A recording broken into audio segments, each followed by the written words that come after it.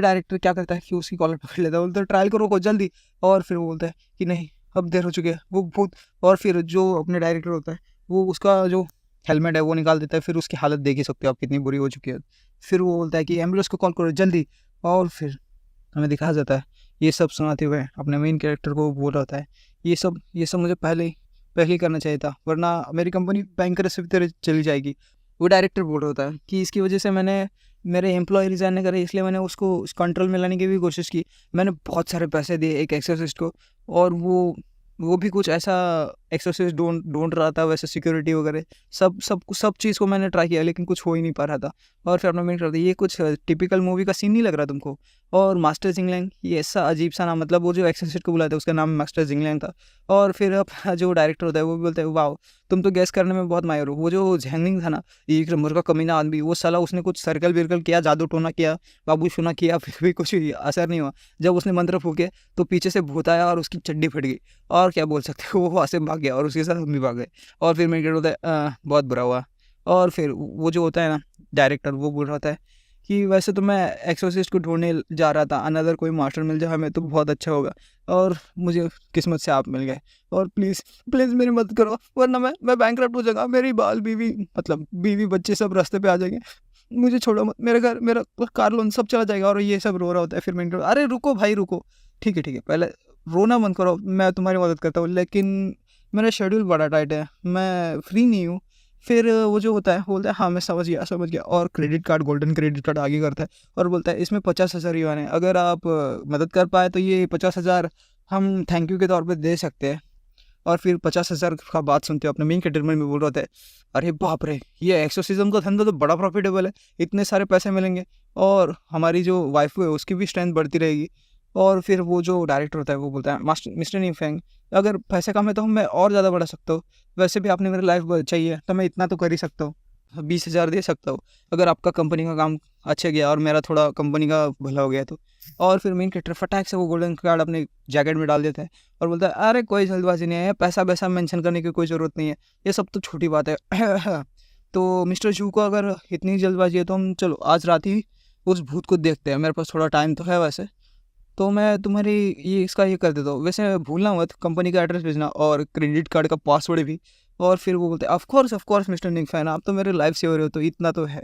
फिर हमें दिखाया जाता है कि अपना मेन कैरेक्टर किसी बड़ी सी एकदम शानदार सी बिल्डिंग के आगे होता है, और फिर बोलता है ऐसा हाथ ऊपर ऊपर करके वो दोनों कर रहे होते हैं कुछ अजीब सा डांस, और अपना मेन कैरेक्टर बोल रहा होता है उन 50,000 युआन के लिए हम आज ज़मीन फाड़ देंगे, आसमान रख देंगे, उस भूत की पेल के ले लेंगे। और ये सब चल रहा होता है। फिर हमें दिखाया जाता है कि वो बोलता है वैसे रात तो हो गई है, और वो वाइफों से पूछता है क्या तुम्हें कोई सोल या कुछ ऐसा इन्फेंट कुछ महसूस हो रहा है? वो बोलती है नहीं, शायद से वो बहुत अंदर है। फिर मेन कैरेक्टर बोलता है कि कोई बात नहीं, तुम रिकॉर्डिंग चालू करो। और फिर अपना मेन कैरेक्टर उस गेट की तरफ पहुंच जाता है, और फिर यही पे अपना चैप्टर खत्म होता है। एपिसोड की स्टार्टिंग में हमें दिखाया जाता है अपना मेन कैरेक्टर किसी कंपनी के गेट के यहाँ पे होता है, और वो अपनी लाइव स्ट्रीम में बोल रहा होता है कि हेलो दोस्तों, नमस्कार, आपका स्वागत है मेरे यूट्यूब चैनल पे। तो कैसे आप सब लोग, आपने मुझे मिस किया, बहुत दिनों बाद मिल रहा है ना। हालांकि अभी रात के 11 बज रहे हैं और मैं एक ऐसी बड़ी सी गेमिंग कंपनी के सामने खड़ा हूँ। आप शायद से इस कंपनी को नाम तो नहीं जानते होंगे, लेकिन आपने इन लोगों की गेम जरूर खेले होंगे। इनके जो गेम्स है बड़े मज़ेदार होते हैं। आपने शायद से सुना होगा seven sword immortal, city Phantom, ये सब इनके गेम में आते हैं। कुछ साल पहले ये कंपनी है ना बैंकरप्ट होने वाली थी, लेकिन इस जो कंपनी का अभी का बॉस है उसने वो कंपनी खरीद ली और उस कंपनी का सारा फंड वीआर गेम्स में लगा दिया ना। और ये जो ट्रांजिशन हुआ सक्सेसफुल हो गया, और उसके बाद वो वापस एक बार बैंकरप्सी पे आ गई। क्यों, वो भी हाँ, आप देख ही सकते हो। और मैं यहाँ पे इतनी रात को क्या करूँ, आप सोच रहे होंगे। तो इस कंपनी में क्या हुआ कि मुझे यहाँ पे आना पड़ा। अगर आपको ये सब जानना है तो प्लीज़ फॉलो कर देना, और अब चलिए हम उस मिस्ट्री को सॉल्व करते हैं। 3 दिनों पहले इस कंपनी में जो इंटरनल टेस्टिंग चल रही थी, जो नया वीआर गेम लॉन्च करने वाले ये लोग, और टेस्ट के दौरान कुछ अजीब सा गड़ा कि जितने भी पार्टिसिपेंट्स हैं ना वो लॉग इन कर गए गेम के अंदर, लेकिन कुछ अननोन रीज़न से वो कुछ मिस्ट्री हुआ, और जो मैप है ना वही चेंज हो गया। जो डेवलपर्स ने बनाया था वो मैप हट के कुछ अलग ही बन गया, और वो मैप के अंदर ही कुछ बहुत ही रियलिस्टिक और भूत सा कुछ घटित हुआ। और जो चेक करने के लिए कि सर्वर रूम में कुछ प्रॉब्लम तो नहीं आ गया, जब वो चेक करने गए तो कीबोर्ड ऑटोमेटिक टाइप कर रहे थे कोड्स को, कुछ रेड रेड ऐसे चमक रहे थे, यानी कि समझ रहे हो भूतिया वाला सीन हो गया था वहाँ। और जब मॉनिटरिंग रूम में पहुँचा, वापस से ऊपर आए, तब तक बहुत देर हो चुकी थी। वो जो अटैच था वीआर सेट से, वो एक होश भी नहीं था, उसकी हालत बहुत ख़राब हो गई थी। जैसा कि हमने पिछले एपिसोड में ये सब डिस्क्रिप्शन उस डायरेक्टर के मुँह से सुना ही होगा। और अपना मेन कैरेक्टर भी बोल रहा था लिफ्ट में जाते हुए कि वो जो कीबोर्ड है वो सब ऑटोमेटिक टाइप कर रहे थे, कुछ ऐसा वैसा हो रहा था, लेजेंडरी फेनोमेनॉन हो रहे थे, वे तो भूत भी दिखाया जा रहे थे। और अचानक से ये सब हो गया और फिर लिफ्ट का पावर सप्लाई कट हो जाता है और मेन कैरेक्टर बोल रहा होता है कि किसी को तो मेरा यहाँ पे आना पसंद नहीं है। तो अचानक से हवा में एक वेलकम आवर गेम ऐसा लिख के आता है और अपने मेन कैरेक्टर भी अपने व्यूअर्स को बता रहा होता है अभी मेरे फ़ोन में कोई सिग्नल नहीं है और जो इमरजेंसी बटन है लिफ्ट का वो भी नहीं चल रहा है, तो शायद से वो मुझे यहाँ पे कैद करना चाहता है।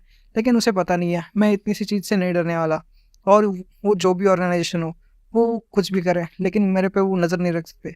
फिर अपना मेन कैरेक्टर उस लिफ्ट से बाहर आता है, लिफ्ट के दरवाजे को ऐसे तोड़ते हुए बाहर निकलता है और जो कॉरिडोर में पहुँचता है तब बहुत सारे ब्लडी एरोस उस एक डायरेक्शन की तरफ इशारा कर रहे होते हैं। अपने मेन कैरेक्टर भी बोल रहा होता है कि लगता है ये मेरे साथ गेम खेलना चाहता है और मुझे भी गेम खेलने में बड़ा मज़ा आता है, तो देखते हैं उसका क्या ख्याल है। और ये वही रूम है जहाँ पे वो सब चालू हुआ था और मॉन्स्टर ऑटोमेटिक टाइप कर रहा था। फिर जब मेन कैरेक्टर वो दरवाज़ा खोलता है तो उसे दिखाई जाते हैं बहुत सारे ऐसे डार्क ऑराज जो हवा में तैर रहे होते हैं। अपना मेन कैरेक्टर फिर अपने पाम से एक ऑरा एक्टिवेट करता है जिससे कि वो सभी को एक साथ हरा देता है। और वो जब मरते हैं ना तब वो कुछ ड्रॉप करते हैं और वो ड्रॉप किया आइटम और कुछ नहीं, कीबोर्ड होता है जिसमें खून लगा होता है और उसमें से डार्क ऑरा रिलीज हो रहा होता है। मेन कैरेक्टर भी बोल रहा है ये इक्विपमेंट कितना किसी मॉन्स्टर को मारने के बाद, ये तो गेम का थीम है ना यूजुअली, तो इसका ऑरा मुझे ठीक नहीं लग रहा।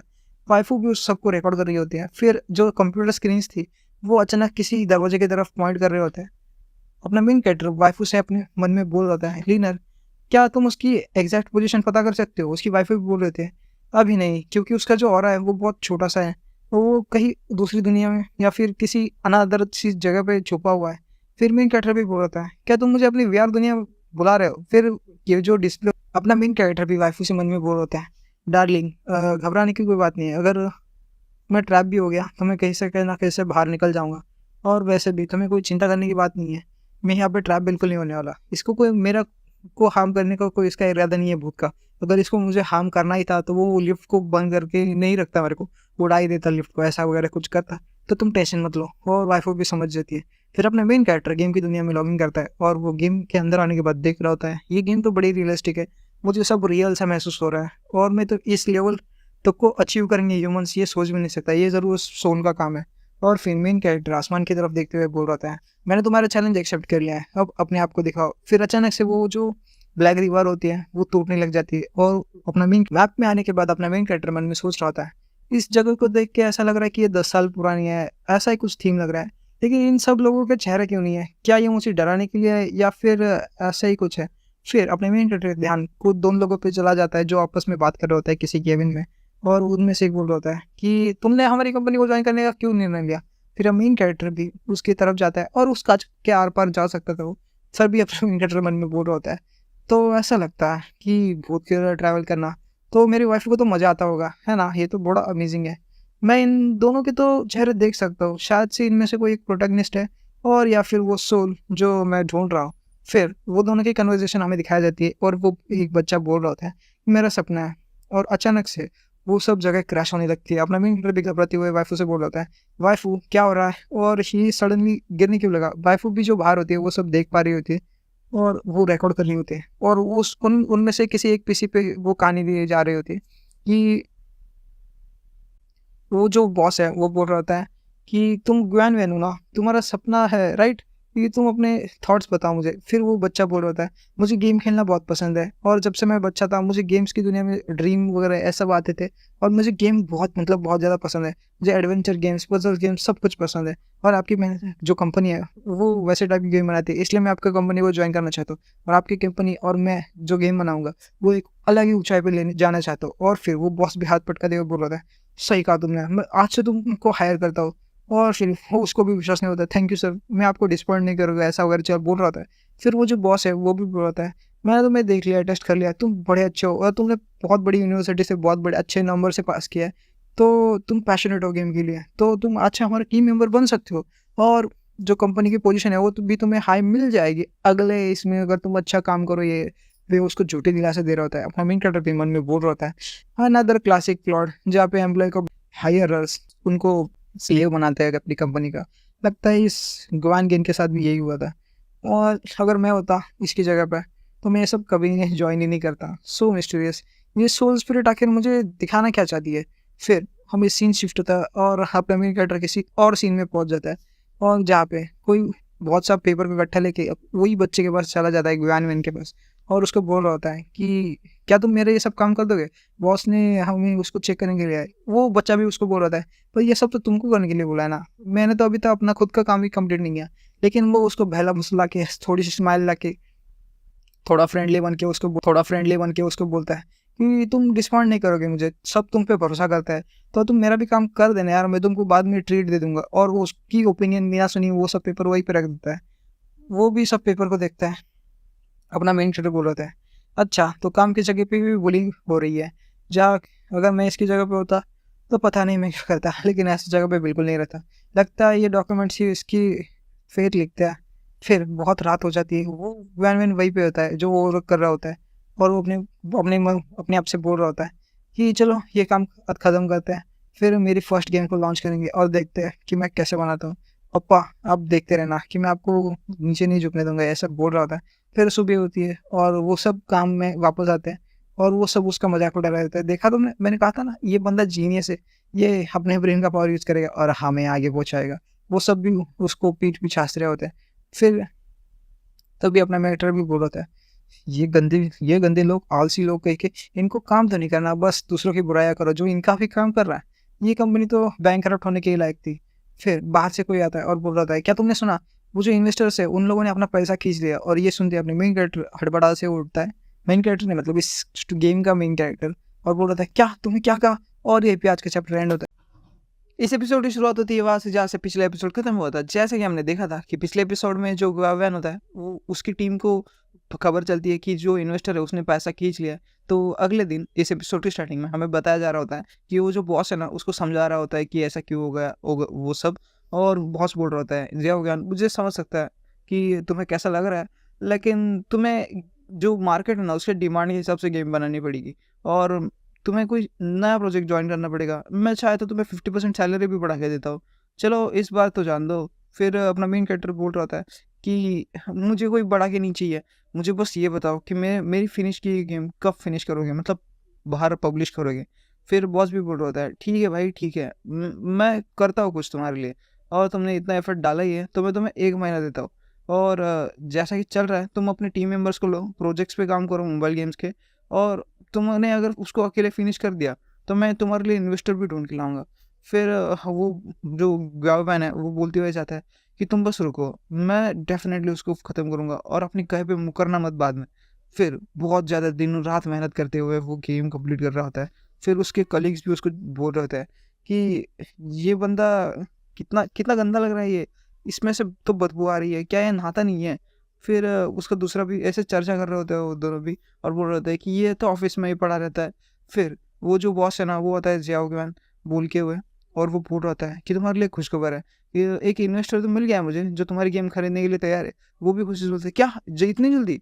फिर बॉस भी बोलते हैं, हाँ कुछ रिक्वायरमेंट्स भी है उसकी, बस तुम्हें आधी गेम चेंज करनी पड़ेगी उसके हिसाब से, और मोबाइल प्लेटफॉर्म पे लॉन्च करना पड़ेगा, और थोड़े फॉर साइड मैप्स वगैरह कुछ ऐड करना पड़ेंगे, बस इतना ही। फिर अपना मेन कैरेक्टर बॉस भी भड़कता है, बोलता है तुम कह रहे हो मैं ये सब करूँ, क्या ये सब करने के बाद मेरी गेम मेरी रहेगी। और फिर बॉस भी बोलते हैं, अरे इतना एक्साइटेड होने की ज़रूरत नहीं है, तुम इतना हाइपर होने का कोई बात नहीं है, तो चाहे तो मैं तुम्हें प्रॉफिट का शेयर भी दे दूंगा ना। फिर वो भी बोल रहे थे, तो तुम चाहते हो कि मैं गेम बनाऊँ जो सब लोग पसंद करें, ना कि क्लाइंट पसंद करे, है ना। मतलब मैं बोलना चाहता हूँ कि क्लाइंट ऐसे गेम बनाना चाहता है जो क्लाइंट को पसंद है, लेकिन दुनिया को नहीं। फिर बॉस उसको समझा रहता है, ठीक है भाई ठीक है, मैं रेवेन्यू हैंडल कर लूँगा, जो गेम का वेलकम तुम्हारी गेम है उसका, तुम्हें बढ़िया सी सैलरी भी दे दूंगा, तो तुम कहाँ पे कम पड़ रहे हो भाई, तुमको इतना ज़्यादा पैसा मिल रहा है तो। फिर अपना मेन कैरेक्टर भी बोल रहा होता है, ये पैसे के बारे में नहीं है, ये मेरे गेम के बारे में है, समझो ना यार। फिर बॉस बोलता है, मुझे कोई फ़र्क नहीं पड़ता, ये गेमिंग कंपनी है। वैसे भी तुम्हारी जो गेम बनाई हुई है, वो मेरी कंपनी के एसेट में आती है और मैंने ऑलरेडी इस कॉन्ट्रैक्ट को साइन कर दिया है। अगर तुम्हें नहीं चाहिए, तो तुम कंपनी छोड़ सकते हो कभी भी। मुझे तुम जैसे ना करो और प्रोजेक्ट ना लेने वालों से कोई मतलब नहीं है। फिर वो जो होता है, वो भी बहुत गुस्से में होता है और बहुत हाइपर हो होता है। फिर उसको खून की उल्टियाँ होती है और फिर वो मारा जाता है। सब लोग देखते-देखते एम्बुलेंस को कॉल-वॉल कर देते हैं। फिर अपना मेन कैरेक्टर को दिखाया जाता है, जो कि वुड होता है। तो ऐसे थी तुम्हारी लाइफ, ग्वैन वैन। फिर ग्वैन वैन सामने आता है वर्चुअल दुनिया में और बोल रहा है, सॉरी सोलेंटर, तुम और तुम्हारा पार्टनर बहुत स्ट्रांग है। तो मेरी तो हिम्मत ही नहीं हुई थी कि मैं अपने आप को दिखाऊँ। तो मेन कैरेक्टर बोल रहे थे, तो अब तुम्हारी हिम्मत हो रही है? अब तुम्हें डर नहीं लगता कि मैं तुम्हें यहाँ से मार सकता हूँ? फिर वो बोल रहा था, अगर मुझे हाँ, एक्सपेल ही होना है, मतलब दुनिया से जाना ही है, तो मैं भाग क्यों रहा हूँ? अगर मैं तुम्हें अपना कुछ बता दूँ, अगर मैंने तुम्हें जाने नहीं दिया, तो जो बाहर खड़ी है ना, वो मेरे को जाने नहीं देगी। अगर पॉसिबल है, तो मुझे मारना मत। चलो, मैं तुम्हें साथ एक डील करना चाहता हूँ कि मुझे मेरी गेम फिनिश कर दे दो और उसको पब्लिश करने दो। मैं तुम्हें अश्योर कर सकता हूँ कि किसी को भी उसमें नुकसान नहीं होगा और जो टेस्टर मैंने हुआ था, उसको भी मैंने ज़्यादा नुकसान नहीं किया था। सिर्फ़ उसको थोड़ी-सी फ़ियर पावर की वजह से मैं डरा दिया था, बस, ज़्यादा कुछ नहीं। फिर मेन कैरेक्टर भी बोल रहा था, ठीक है, बताओ अपना प्लान। तुम ऐसे कैसे आ गए इस कीबोर्ड्स में? फिर तुम इस गेम से इतना ऑब्सेस क्यों? वो बोल रहा था, मेबी ये कीबोर्ड है ना, ये मेरे ब्लड के साथ अटैच हो गया था जब मेरी मौत हुई और किसी ने उसको उठा लिया। 7 दिन पहले जब मैं अचानक से मर के उठा, तो मैं लोगों से बात कर पा रहा था, बट वो लोग मुझे देख नहीं पा रहे थे। ग्रेजुअली जिनके पास अच्छी, मतलब सेंसिंग एबिलिटी है खुद की नेचुरली, वो मेरी शैडो को देख पा रहे थे और इस तरीके से मैंने लोगों को डराया। फिर एक जो बॉस है ना, उसने एक मास्टर एक्सोसिस्ट को बुलाया था। उसने मेरे को कीबोर्ड के अंदर कैद कर दिया। मतलब जो पहले से मैं स्टेन था, लेकिन आज़ाद था, लेकिन कीबोर्ड के अंदर अब पूरा की तरह से कैद कर दिया था और बॉक्स को वेयर हाउस में रख दिया। लेकिन किसी प्रोग्रामर ने वेयर हाउस से वो बॉक्स खोला और मेरे को बाहर निकाल दिया। तो मेरा ऑब्सेशन के साथ मैं बाहर आ गया। और रही बात, ये जो गेम के साथ मेरा लगाव है, वो मेरे पापा की वजह से है। मैं जब छोटा था, तो मेरे पापा को कैंसर हो गया और मेरी माँ मेरे पापा को और मेरे को छोड़ के चली गई। मेरे पापा हिम्मत नहीं हारे और मेरे साथ चेयरफुल वे में गेम खेलते रहे और मैं कभी नहीं भूलूँगा वो मेरे सुहाने दिन। फिर उसके पापा की बोली हमें दिखाई जाती है। उसका पापा बोल रहा था कि मेरे जो पापा है ना, वो बहुत ज़्यादा इल थे, मतलब बहुत ज़्यादा बीमार थे और जेनुइनली बहुत ज़्यादा हँसी के साथ मरना चाहते थे। और उसके जो पापा है ना, वो भी प्रोग्रामर थे और बचपन की हमें इमेज दिखाई जाती है जहाँ पे गाविन बोल रहा था, मैं भी बड़ा होके प्रोग्राम गेम डिज़ाइनर बनना पसंद करूँगा और मैं जो गेम बनाऊँगा ना, आपको सबसे पहले खेलने दूँगा। फिर उसका डैड भी बोल रहा था, हाँ, हाँ, मुझे सबसे पहले खेलने देना। और मुझे अभी भी याद है, गाविन बोल रहा था कि मेरे पापा ने मरते हुए क्या कहा था, तुम्हें तुम्हारे पापा को ये गेम सबसे पहले खेलने देनी होगी। तुम्हें इस गेम को फिनिश करना पड़ेगा। ये पापा तुम्हारे लिए वेट कर रहा है। और ऑफ कोर्स ये वो गेम नहीं खेल पाया क्योंकि जब मैं 10 साल का था, वो मर। और उसके बाद मेरा जो प्रॉमिस था, वो अधूरा तो रह गया। इसकी वजह से मेरा गेम, मेरी पूरी लाइफ उसकी वजह से बहुत बहुत अंधकार में गई। इसलिए मेरा ऑब्सेशन गेम के बदल और भी ज़्यादा बढ़ गया। अगर पॉसिबल है, तो मैं तुम्हारे साथ एक डील करना चाहूँगा कि मुझे मेरी गेम फिनिश करने दो बस। फिर मेन कैरेक्टर बोलता है, वी आर सोर्स कोड। मुझे पहले ये बताओ कि तुम अपनी एबिलिटी से क्या-क्या कर सकते हो? क्या तुम अचानक से गेम क्रिएट कर सकते हो? फिर वो भी बोल रहा है, हाँ, मैं वीआर के अंदर कुछ भी बना सकता हूँ। ये बस मेरी इच्छा के अनुसार हो जाता है और बहुत कम टाइम में। इवन प्रोग्रामिंग कोड भी ऑटोमेटिकली हो जाता है। वैसे मैं गेम के अंदर सब कुछ कर सकता हूँ और बाहर नहीं। इसलिए मुझे किसी की तो बाहर से हेल्प चाहिए। तो रियलिटी के अंदर क्या? क्या ये सब रियल में भी हो सकता है और मैं रियल में भी ये सब फ़ील कर सकता हूँ? फिर वो बोलता है, ऑफ़ कोर्स, मेरी सोल पावर के साथ तो मैं स्टिम्युलेट कर सकता हूँ, टेस्ट वगैरह वो सब मैं आउटसाइड दुनिया में जो है वो सब गेम के अंदर भी कर सकता हूँ।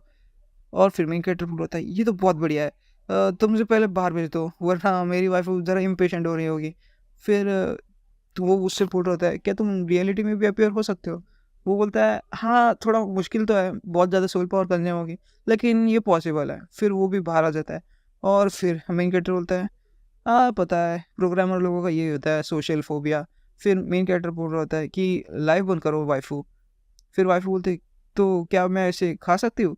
फिर वो भूत भी अपने मेन कैरेक्टर के पीछे भाग जाता है और अपना मेन कैरेक्टर बोल रहा है नहीं नहीं ये अच्छा भूत है, इसके साथ और मुझे कोई प्लान है तो हम इसे खा नहीं सकते। वाइफ भी बोलते हैं क्या चल रहा है। फिर अपना मेन कैरेक्टर उसको समझा रहा होता है कि डोंट वरी, एक छोटा सा प्लान है, अगर प्लान चल गया तो तुम्हें फ्यूचर में बहुत सारा खाना खाने को मिलेगा। फिर वाइफ भी बोल रहे थे ठीक है, वाइफ बिलीव करती है उसके हस्बैंड पे। फिर वो जो बॉस है कंपनी का वो भी आ जाता है, मतलब रियलिटी अब एक्चुअल टाइमलाइन में चल रही है। फिर वो बोल रहे थे क्या आपने मिस्टर फैंग आपने ये सब डर्टी स्टफ हटा दिया, ये सब भूत भीत का चक्कर मिटा दिया गया। फिर अपने मिलिट्री बोलता है हाँ प्रॉब्लम एकदम सॉल्व हो गया है, तुम्हें टेंशन लेने की कोई ज़रूरत नहीं है, चलो मैं तुम्हें एक नए बिजनेस पार्टनर के साथ मिलाना चाहता हूँ। वो बोलता है कौन सा बिजनेस पार्टनर क्या। और फिर अचानक से उस टैबलेट में से भूत आ जाता है और फिर वो भी डर जाता है और अपने मेन कैरेक्टर के पीछे चला जाता है और बोल रहा होता है फैंगनिंग आपने तो कहा था कि वो डिस्ट्रॉय हो गया तो ये वापस क्यों आ रहा है, ऐसा बोल रहा होता है। फिर मेन कैरेक्टर अपने मन में सोच रहा था इस साले सबके डर की वजह से मेरे पीछे क्यों जाना है। फिर वो उसको शांत कर रहा होता है और बोल रहा होता है ये ग्वावेन है, ये यही वो सोल है जो आपके कंप्यूटर्स में खोई हुई थी और तुमने अब इसको बहुत बार एक्सपीरियंस तो कर लिया है, इतना डरने की भी क्या बात है, मैं यहाँ पे हूँ ना। फिर वो भी मन में सोच रहा था नॉर्मल, ऐसा ऐसा कोई नॉर्मल व्यक्ति होगा क्या जो गोश्त को इतना ये करेगा। फिर वो बॉस होता है वो अपने मेन कैरेक्टर से बोल रहा था मिस्टर फैंगलिंग आप मुझे इंट्रोड्यूस क्यों कर रहे हैं इस बूथ से, मतलब मुझ मेरा क्या काम। फिर अपना मेन कैरेक्टर उसको बता रहता है कि हम कोलैबोरेट कर रहे हैं वी आर हॉरर गेम जो एडवेंचर और पजलस होगी और ग्वावेन वो हमारे एक्सपर्ट है प्रोडक्शन में, तो वो हमारी बहुत ज़्यादा मदद करने वाला है और उसके आइडियाज़ मेरे आइडियाज़ और बहुत सब कोलैबोरेट कर गेम बनाएंगे जो कि सीन्स फंडिंग ऑफलाइन प्रमोशन सब कुछ, बस तुम्हें जो ऑफलाइन प्रमोशन वगैरह और जो पैसे का है वो सब तुम्हें देखना है, तो क्या कहते हो। और फिर पॉसिबल रहता है क्या ये पॉसिबल है। और फिर मेन कैरेक्टर भी उसको बोलता है अरे तुम खुद जान जाओगे और उसको वीआर सेट पहना देता है। फिर सीन शिफ्ट होता है और कंपनी के बाहर अपना वाइफ और अपने मेन कैरेक्टर चलते हुए दिखा रहे होते हैं। अपना मेन कैरेक्टर मन में सोच रहा होता है कि जो ग्वानवेन के साथ जो डील है और जो के साथ उसको एक फ्री एम्प्लॉय भी मिल गया तो कुछ गलत तो नहीं है और मुझे ये एग्जॉस्ट कवर कर लेना चाहिए ओकेजनली, बहुत पैसा है इसमें तो। फिर वाइफ भी पूछ रही थी हस्बैंड मुझे भूख लगी है तो खाना कब खा रहे हैं हम। फिर मेन कैरेक्टर बोलता है चिंता मत करो, इस गेम के फिनिश होने के बाद बहुत सारे लोगों को डरा पाओगे जिसकी वजह से तुम्हें बहुत ज़्यादा फेयर पॉइंट मिलेगा। फिर वो भी बोल रहे थे ठीक है हस्बैंड और अपने मेन कैरेक्टर को गले लगा लेते। फिर मेन कैरेक्टर टैक्सी को रोकता है और बोलता है अभी मैंने थोड़े फार पैसे बना ही लिए तो चलो मैं तुम्हारे लिए कपड़े लेता हूँ। फिर वाइफ बोलते हैं कपड़े उसकी क्या ज़रूरत, मेरे पास तो अच्छे कपड़े हैं। फिर मेन कैरेक्टर बोल रहा होता है ये तो कपड़े तुम सुबह पहनती हो रात को पहनती हो सोते समय भी पहनते हो। तो वाइफ पूछती है क्या सोते समय भी अलग कपड़े पहने पड़ते। मेन कैरेक्टर बोलते हैं अरे हाँ भाई हाँ। फिर वाइफ उसको पूछ रहे थे हस्बैंड क्या हम डायरेक्टली उड़ के नहीं जा सकते, ये टैक्सी को क्यों बुक किया। फिर मेन कैरेक्टर बोलते हैं हमें खुद लो प्रोफाइल बन के भी रहना पड़ेगा ना, कि हम सबको दिखाते तो नहीं फिर सकते कि ये देखो हम उड़ सकते हैं। फिर वो एक दुकान के सामने पहुँचते हैं और बोलते हैं चलो इसके अंदर चलते हैं। मेन कैरेक्टर भी अपने मन में बोल रहा है अगर तुम ऐसे ही कपड़े में फिरती रही तो मैं मुझे अपने आप को रोकना प्रॉब्लमेटिक होगा। फिर वाइफ बोल रहे थे तो ये कपड़े की दुकान है चलो कपड़े लेते हैं, ये तो कैसे। फिर अपना सीन शिफ्ट होता है और उन दोनों को अंदर जाते हुए दिखाया जाता है और यही पे चैप्टर एंड। अगर इस एपिसोड की शुरुआत होती है वहाँ से जहाँ से पिछला एपिसोड खत्म हुआ था। जैसे कि हमने पिछले एपिसोड में देखा था अपना मेन कैरेक्टर और वाइफू दोनों कपड़े की दुकान में आ रहे होते हैं। कपड़े की दुकान के अंदर हमें दिखाया जा रहा होता है ब्रास चेडियाज और वहाँ की एक क्यूट सी मैनेजर जो कि बोल रही थी अपने मेन कैरेक्टर को देख के हेलो हैंडसम तो क्या अपनी गर्लफ्रेंड के लिए चेडिया लेने आए हो। मेन कैरेक्टर भी बोल रहा है हाँ चाहे तो आप इसके लिए सूटेबल अंडरवेयर दिखा सकती है। फिर मैनेजर भी बोल रहे थे हाँ क्यों नहीं, आप मैडम अपना ब्रेस्ट साइज तो बताइए आपके लिए एक से बढ़कर एक लाख दिखाती हूँ। फिर वाइफू भी बोल रहे थे ब्रेस्ट साइज, अपना मेन कैरेक्टर बोल रहा है कि हमें तो नहीं पता क्या आप मेजर कर सकती है। फिर वो भी बोल रहे थे हाँ ठीक है और अपना टेप निकाल देती है और फिर बोल रहे थे मैम आपके उठाइए। फिर अपने जो मैनेजर है वो अपने वाइफ के कमर को बांध देती है और बोल रहे थे 80 सेंटीमीटर। ये सुनते ही अपनी जो वाइफ वहाँ से भाग जाती है और मैं जो होती है ना मैनेजर वो भी बोल रहे थे ही क्या कर रही है। फिर अपना मेन कैरेक्टर अपनी वाइफ के पास जाता है और बोल रहा है लीनर वो तो तुम्हारे मेजरमेंट ले रहे हैं तो तुम ऐसा क्यों कर रही हो। फिर लीनर भी बोल रही थी कि मेजरमेंट वहाँ का कौन मेजरमेंट लेता है। अपने मेन कैरेक्टर उसको समझा रहा होता है अरे आजकल के मॉडर्न कपड़े वो वही के मेजरमेंट लेना पड़ता है, ये तो मेजरमेंट के लिए तो ले लो। फिर वो जो मैनेजर होती है वो उसका मेजरमेंट ले लेती है और बहुत टॉप का क्वालिटी का माल निकलता है। फिर वो मैनेजर उसकी अपनी वाइफ की तारीफ करते हुए बोल रहे थे मैम आपके तो बहुत बढ़िया। फिर वो जो मैनेजर है वो उन दोनों को कपड़े दिखा रही होती है और फिर बोल रही होती है मैम कोई आपको स्टाइल पसंद आ रही है। तो ये आपको पसंद है क्या, वो आपको पसंद है क्या, ये आपको हड्डियों वाला पसंद है क्या, आपको ये हार्ट वाला पसंद है। फिर वो दोनों भी हार्ट वाला देख के शर्मा जाते हैं। और फिर लेनर बोल रहे थे "हे, मैं ये नहीं पहन सकती", वो अपने मेन कैरेक्टर बोल रहे होते हैं मैनेजर तुम बिजी होगी ना, तुम जाओ अपना काम देखो, मैं तब तक अपनी वाइफ को देखता हूँ। फिर अपना मेन कैरेक्टर बोल रहे होते हैं तुम ऐसा क्यों कह रहे हो, क्या तुम्हें ये पहनने नहीं है। फिर वाइफ भी थोड़ा सोचते हुए बोलते हैं ठीक है लेकिन ये कुछ अनकंफर्टेबल नहीं। अपना मेन कैरेक्टर भी उसको समझा के चेंजिंग रूम में भेज रहा होता है और बोल रहा होता है अरे यार ये तो बाहर से थोड़ी पहनना है, ये तो अंदर से पहनना है, तो साइज थोड़ा फर्क अगर ठीक हो तो ये अनकंफर्टेबल बिल्कुल नहीं होंगे, तुम ट्राई तो करो। वाइफ भी थोड़ा सोचती है लेकिन ट्राई करनी जा ही जाती है।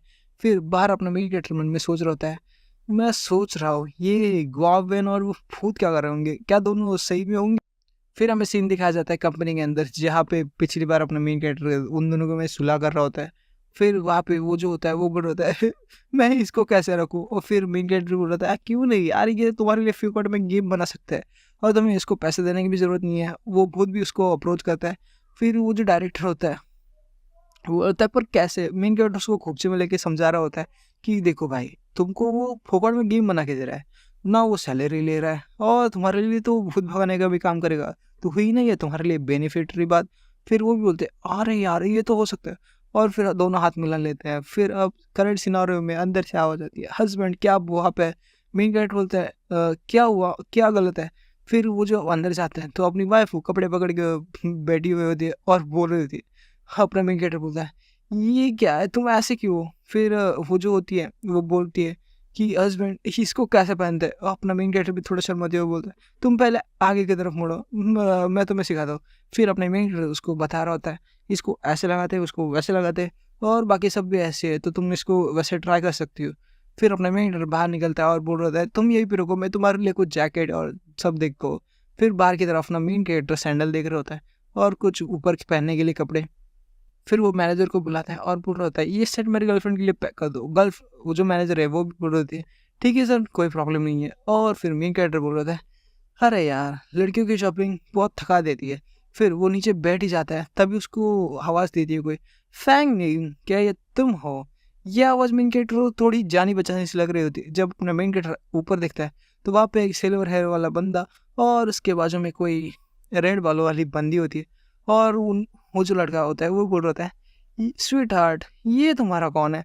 फिर वो उसकी स्वीट हार्ट भी बोल रहे होते ये मेरा एक्स है। तो उसकी एक्स यानी कि अपने मेन कैरेक्टर की एक्स वो बोल रही होती है तो हम दोनों सेम ही कॉलेज में थे और कॉलेज के बाहर ही अंडे बेचता था तो मुझे उससे प्यार हो गया था और आधे महीने के लिए हुआ था, ज़्यादा कोई टेंशन की बात नहीं है। मेन कैरेक्टर भी बोल रहा था हाँ हाँ क्यों नहीं, तो तुम मेरे पीछे पड़ी थी अंडे खरीदने के लिए, तो अंडे कैसे रहे और क्या उसके पास भी अंडा है। वो भी बोलते हैं अंडे तुम मजाक बड़े अच्छे कर लेते हो फाइनल के एक्स बॉयफ्रेंड, तुमसे मिलकर तो अच्छा लगा। फिर वो लड़की बोल रहे होते हैं ए वो गरीबों के सरदार तुम यहाँ पे क्या कर रहे हो, तुम्हारे पास उतने पैसे भी है यहाँ से कुछ खरीदने के लिए। मेन कैरेक्टर बोल रहे थे पैसे हो या ना हो मेरे पास बहुत है, तुम्हें उससे क्या। फिर वो दोनों भी हंस रहे होते हैं और अपने मेन कैरेक्टर का मजाक उड़ा रहे होते हैं। और फिर वो जो लड़का है वो बोल रहा था मेरे तो मेरा एक्स बॉयफ्रेंड का अंदाज थोड़ा पसंद आया तो चलो क्या मैं उसके लिए पेमेंट कर सकता हूँ। फिर वो दोनों अपनी लवड़ी हुई बातें चालू करते हैं और मेन कैरेक्टर भी बोल होता है ये दोनों वापस से शो कर रहे हैं। फिर अपने मेन कैरेक्टर जब उन दोनों की तरफ देख रहा होता है तब अचानक से वहाँ पे एक रेड ऑरा सा अपीयर होता है। मेन कैरेक्टर भी बोल होता है ये एनर्जी कुछ इन एनर्जी की तरह महसूस हो रही यानी कि भूतिया एनर्जी। फिर वो जो अपने मेन कैरेक्टर उनकी तरफ देख रहा होता है तो वो बंदा भी बोल रहा होता है हमारी तरफ ऐसे क्यों देख रहे हो, क्या कभी दो कपल्स को देखा नहीं साथ में। मेन कैरेक्टर बोलता है अरे नहीं मैं तो बस ऐसे ही स्पेस आउट हो गया था। फिर वो बोल रहा होता है चलो तुम आज मुझसे मिल ही गए हो तो मैं तुम्हारे लिए आज ट्रीट दे सकता हूँ। मेंटर बोलता है कोई ज़रूरत नहीं है। फिर पीछे से वाइफ आती है और बोल रहे होते हैं वाइफ रहे थे हस्बैंड ये शूज़ थोड़े अजीब से लग रहा है और आप देख ही सकते हो वाइफ कितनी क्यूट लग रही है। और अपने मेन कैरेक्टर के पास जाती है, अपना मेन कैरेक्टर उसको पेट कर रहा होता है और बोल रहा होता है लीनर क्या तुम्हें पसंद नहीं आया, क्या मैं दूसरे ले लूँ। वाइफ बोल रहे थे नहीं वो तो चमकदार है सच में प्रीटी है तो मुझे ये पसंद आया है। फिर अपने मेन कैरेक्टर मैनेजर को बुलाता है और बोल रहता है मैनेजर तो कितने हुए। फिर मैनेजर बोल रहे थे आपने टोटल 6 आइटम लिए सर, आपके टोटल हुए 43,000 युआन, तो क्या पेमेंट कैश से करना चाहोगे या फिर क्रेडिट कार्ड से। फिर ये देखते ही वो दोनों तो हक्के बक्के बोलते हैं ये तो सच में रिच निकला। फिर मैनेजर बोल रही होती है ठीक है सर पेमेंट मिल चुका है, तो आप अगली बार जब भी आएँगे ना, तो आप हमारे वीआईपी कस्टमर हैं, तो आप ये वीआईपी कार्ड रख लो, आपको अगली बार डिस्काउंट मिलेगा। अपना मेन कैरेक्टर भी सब लेके बाहर अपने घर के लिए निकल रहे होते हैं। फिर वो जो लड़का है ना, अपनी वाइफ को कार्ड थमाते हुए बोल रहा था, हे मिस ब्यूटीफुल, ये लो, रख लो मेरा कार्ड। फिर अपना मेन कैरेक्टर उसके कार्ड को बाजू में फेंकते हुए बोल रहा है, एक्सक्यूज़ मी सर, हटिए ज़रा सा, आप हमको ज़रा रास्ता देंगे? फिर जाते हुए वो लड़का भी गुस्सा कर दिया और बोला, तुम मुझे गुस्सा क्यों दिला रहे हो? फिर अपना जो मेन कैरेक्टर है वो बोल रहा था, तुम्हारे ऊपर बहुत गंदगी लगी है, तुम उस अपनी गर्लफ्रेंड को जाके चिपको जो तुम्हारे जैसे ही गंदी है। फिर वो गर्लफ्रेंड बोल रही, तुम कुत्ते का मेरा, तुम गंदे किसको बोल रहे हो, यू इडियट। फिर हमें दिखाया जा रहा होता है हॉस्पिटल का सीन, जहाँ पे कोई भागते हुए जा रहा होता है। फिर ये वही बंदा है जो भूत को पोजेस कर रहा था, जो बेबी सोल है उसको, वो अपने मन में सोचते हुए जा रहा था, बच्चे मैं आ रहा हूँ, तुम्हारी इलनेस के लिए बहुत सारा पैसा मैंने जुटा के रखा है। जब वो पहुँचता है तो वो देख के हैरान हो जाता है, उसका बच्चा उसको बोल रहा था, लेकिन उसके बाजू में होता है अपना वही सीक्रेट ऑर्गेनाइजेशन का हेड। और आज के लिए इतना ही। मेन कैरेक्टर और वाइफू दोनों शॉपिंग करके घर पे पहुंच चुके होते हैं। मेन कैरेक्टर भी बोल रहा है, आज का दिन तो बड़ा लंबा गया, बहुत बोर हो गया, अब क्या करूँ? फिर वाइफू बोल देती है, और क्या करना है, इससे पहले कि नरेटर बोर करना चालू कर दे, वीडियो को स्किप करके भगा देते हैं या फिर छोड़ के ही चले जाते हैं। फिर मेन कैरेक्टर उसको टपली मारते हुए बोल रहा होता है, क्या वीडियो छोड़ के स्किप मार के?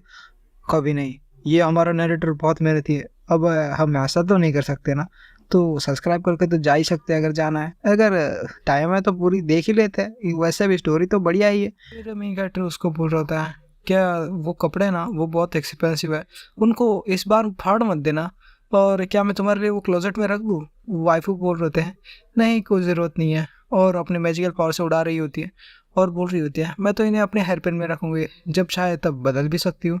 तो हस्बैंड कैसे लग रहे हो मैं इसमें, क्या आपको पसंद आया? फिर मेन कैरेक्टर भी बोल रहा था, अभी क्या अभी बदलो इसे, ये तुमसे किसने कहा पहनने को? फिर वो वापस से नॉर्मल हो जाती है। मेन कैरेक्टर उसको और एक बॉक्स देते हुए बोल रहा होता है, ये मैंने तुम्हारे लिए ऑनलाइन मंगवाया था, इसमें तुम रात के समय पहन सकते हो, जो कि एकदम कंफर्टेबल क्लोथ है, ये एकदम पजामा टाइप है जो अपने सोते वक्त पहनता है वैसे। फिर वाइफ वो अपने मेन कैरेक्टर के करीब आती है और करीब आते हैं, और बस हो ही रहा था कि तभी मेन कैरेक्टर का फ़ोन बजने लग जाता है।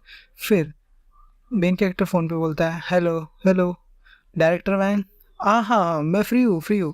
फिर डायरेक्टर भी बोल रहा था, अच्छा सर तो आप फ्री है, तो मैं इसी बारे में बात कर रहा था कि मार्शल टॉक वीडियो नहीं डाल रहा, तो क्या आपके पास वीडियो है, क्या आप डाल सकते हो?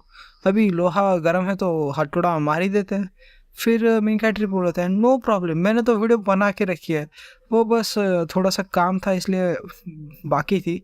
वैसे मैंने एलिमेंट्री स्कूल का जो सेकंड पार्ट है वो अभी तुमको एडिट करने के लिए भेज देता हूँ। फिर डायरेक्टर भी बोल रहा है, एज एक्सपेक्टेड सर, आप तो ग्रेट हो, मैं एडिट करके रख दूंगा। फिर मेन कैरेक्टर वाइफू को बोलते हुए जा रहा होता है कि तुम सोने चले जाओ, मैं कुछ शावर लेके आता हूँ। फिर वाइफ बोल रहे थे, मैं नहीं जा रही, मेरे को मोबाइल खेलना है, तुम दो रहे हो कि नहीं?" फिर मैं अपना मेन कैरेक्टर मोबाइल को बाहर फेंक देता है और बोल रहा होता है, जाओ खेलो। मेन कैरेक्टर भी बोल रहे हैं, मन में बोल रहा होता है, कभी कभी तो लगता है मैं किसी बिल्ली को पाल रहा हूँ, ये तो दिन ब दिन नखरे बढ़ते ही जा रहे हैं। फिर शावर लेते हुए अपने मेन कैरेक्टर सोच रहा होता है कि आज का दिन तो बड़ा मुश्किल था, इतना भी छोटा नहीं था। जो वैन का वीआर गेमिंग कंपनी है वो, उसको एक नया सोल मिला, वीडियो स्ट्रीमिंग, ये सब करते करते तो मैं थोड़ा थक ही गया। मुझे तो अभी मेरी वाइफू की स्ट्रेंथ भी वापस लानी है, और क्या पता यांग शांग वापस से हमें ढूंढ ले। मुझे देखना पड़ेगा कि मेरे वाइफू की पावर मैं कैसे बढ़ा सकता हूँ, या फिर ऑफिशियल हंटर्स की पावर कैसे यूज़ कर सकते हैं हम उसके ऑर्गेनाइजेशन को। फिर अपना मेन कैरेक्टर बाथरूम से बाहर आता है, हाथ मुंह पोंछ रहा होता है, और वाइफू सो चुकी होती है। वह अपना मेन कैरेक्टर उसके बदन पे कंबल देते हुए बोल रहा होता है, तुम तो बोल रहे थे तुमको गेम खेलना है, गेम खेले बिना तो तुम सोओगे नहीं, और अब बच्चे की तरह सो भी गई। फिर अपनी वाइफू अपने ही सपने में बड़बड़ा रही होती है और बोल रही होती है, तुम मेरे लिए रुको, शादी करनी है। ये सुनते ही अपना मेन कैरेक्टर थोड़ा उदास सा हो जाता है, और उसके बाजू में सोते हुए बोल रहा था, आखिर वो कौन इंसान होगा जो तुम्हें 10,000 सालों तक इंतज़ार करवा रहा है और तुम ये प्यार भूली भी नहीं हो। मैं तो उस बंदे की कदर करता हूँ यार, लेकिन यार तुम्हारे जो 10,000 साल का जो फेट है ना, मैं उसका अंतिम निर्णय लेके रहूँगा। तो मैं तुम्हारे डिज़र्व पार्टनर मैं मिला के रहूँगा। तुम्हारी जो पावर है, तुम्हारी जो मेमोरी है, मैं सब तुम्हें वापस देना चाहता हूँ। फिर सीन शिफ्ट होता है और हमें दिखाया जाता है हॉस्पिटल का सीन, जहाँ पे वो जो बच्चा होता है ना, वो बोल रहा होता है, डैड आप आ गए। मैं तो बड़ा अच्छा हूँ, डॉक्टर ने कहा मैं रिकवर कर रहा हूँ वेरी फास्ट।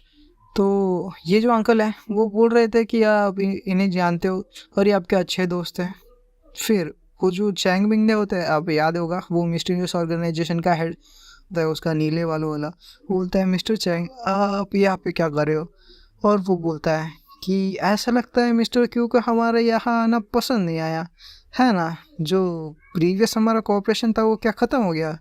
तुमने तो बहुत पैसे बनाए थैंक्स टू हमारी इंफॉर्मेशन। फिर वो भी बोल रहा था क्या क्या आप क्या बोल रहे हो? फिर अचानक से हवा में बहुत सारे कर्स वर्ड, मतलब जो श्रापित चीज़ें वाला शब्द है ना, वो उड़ने लग जाते हैं। और वो भी बोल रहा था मिस्टर चैंग मैंने कुछ नहीं किया, मैं आप तो वेलकम कर रहा हूँ, मैं आपको तहे दिल से स्वागत करता हूँ। फिर हमें उसकी तरफ दिखाया जाता है, उसके मुंह का सील खोलता है वो, तो उसकी जो जानवरों जैसा मुंह है वो दिखाया जाता है। और वो बोल रहा था तो बताओ मुझे क्या हुआ उस सोल इन्फेंट के साथ और किसने मारा उसे? और उस पर प्रेशर बना रहा होता है।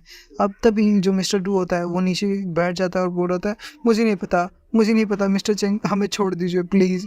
फिर मिस्टर चैंग बोलता है अच्छा सच्ची में छोड़ दूँ तुम्हें? फिर उसका जो लड़का होता है वो अचानक से हवा में डार्क ऑरा में घिरा हुआ ऊपर उठने लग जाता है और बोल रहा होता है पापा बचाओ मुझे, पापा बचाओ मुझे। उसकी जो ऑर्गन्स है उसे वो ट्विस्ट करने लग जाता है और ये देख के वो भी डर जाता है, बोलता है रोको रोको इसे। और फिर वो जो चैंग होता है वो बोल रहा होता है मिस्टर डू आप तो समझदार है, आपको बताने की ज़रूरत नहीं है, आपको तो बस नाम बोलना है, आपके मन में जो आ रहा है वो बोलो, जल्दी बोलो। फिर वो भी इंसान अपने मिस्टर निंग फैंग के बारे में सोच रहा होता है। जब उसके बच्चे का हाथ पूरी तोड़ दिया जाता है, वो भी घबरा जाता है और बोलता है नहीं मैं आपको सब बताता हूँ, रोको इस सब को रोको। और फिर वो भी बोल रहा है वेरी गुड, मैं तो यही चाहता था, पहले ही बता देते हो कि एक हाथ तो बचा रहता। और फिर वो जो मिस्टर डू है वो कांपते हुए अपने मेन कैरेक्टर का फ़ोन नंबर दे देता है और बोल रहा होता है कि वो उसने कहा था कि आप मिले तो आपको उसको नोटिफाई कर दो। फिर वो भी बोल रहा है हाँ ये तो वही नंबर है, और ये नंबर भी जब सोल इन्फेंट मरा था तभी का है। तभी उसके पास उसका लड़का वो लौटा देता है और फिर वो बोल रहा होता है कि बच्चे उठो, तुम्हारे पापा है, तुम्हें घबराने की ज़रूरत नहीं है, हम सब सही कर देंगे। फिर वो बोल रहा होता है अब तो मैंने तुम्हें सब बता दिया ना, तो अब हमें जाने दो। और फिर वो भी बोल रहा है हाँ हाँ जाने देंगे ना, क्यों नहीं। और फिर उसकी जो लड़की की बॉडी है वो ब्लास्ट कर देता है।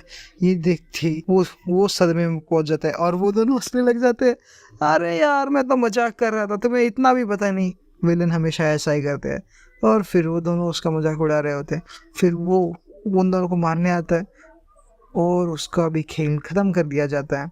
तो बहुत सारा ब्लड दिखाया गया है, पता नहीं मुझे यूट्यूब मानेगा या नहीं, पर देखते हैं अभी कुछ हुआ तो मैं एडिट कर दूंगा। वैसे वो जो दूसरा वाला होता है वो बोल रहा था क्या मैं इस नंबर पे कॉल करूँ अपने मेन कैरेक्टर वाले। और वो जो चैंग होता है वो बोल रहा है इतनी भी जल्दबाजी क्या है, ऑर्गेनाइजेशन को इसके बारे में पता तो चलने दो, वैसे मैं उससे पर्सनली मिलना चाहूँगा। और वो दोनों वहाँ से गायब हो जाते हैं।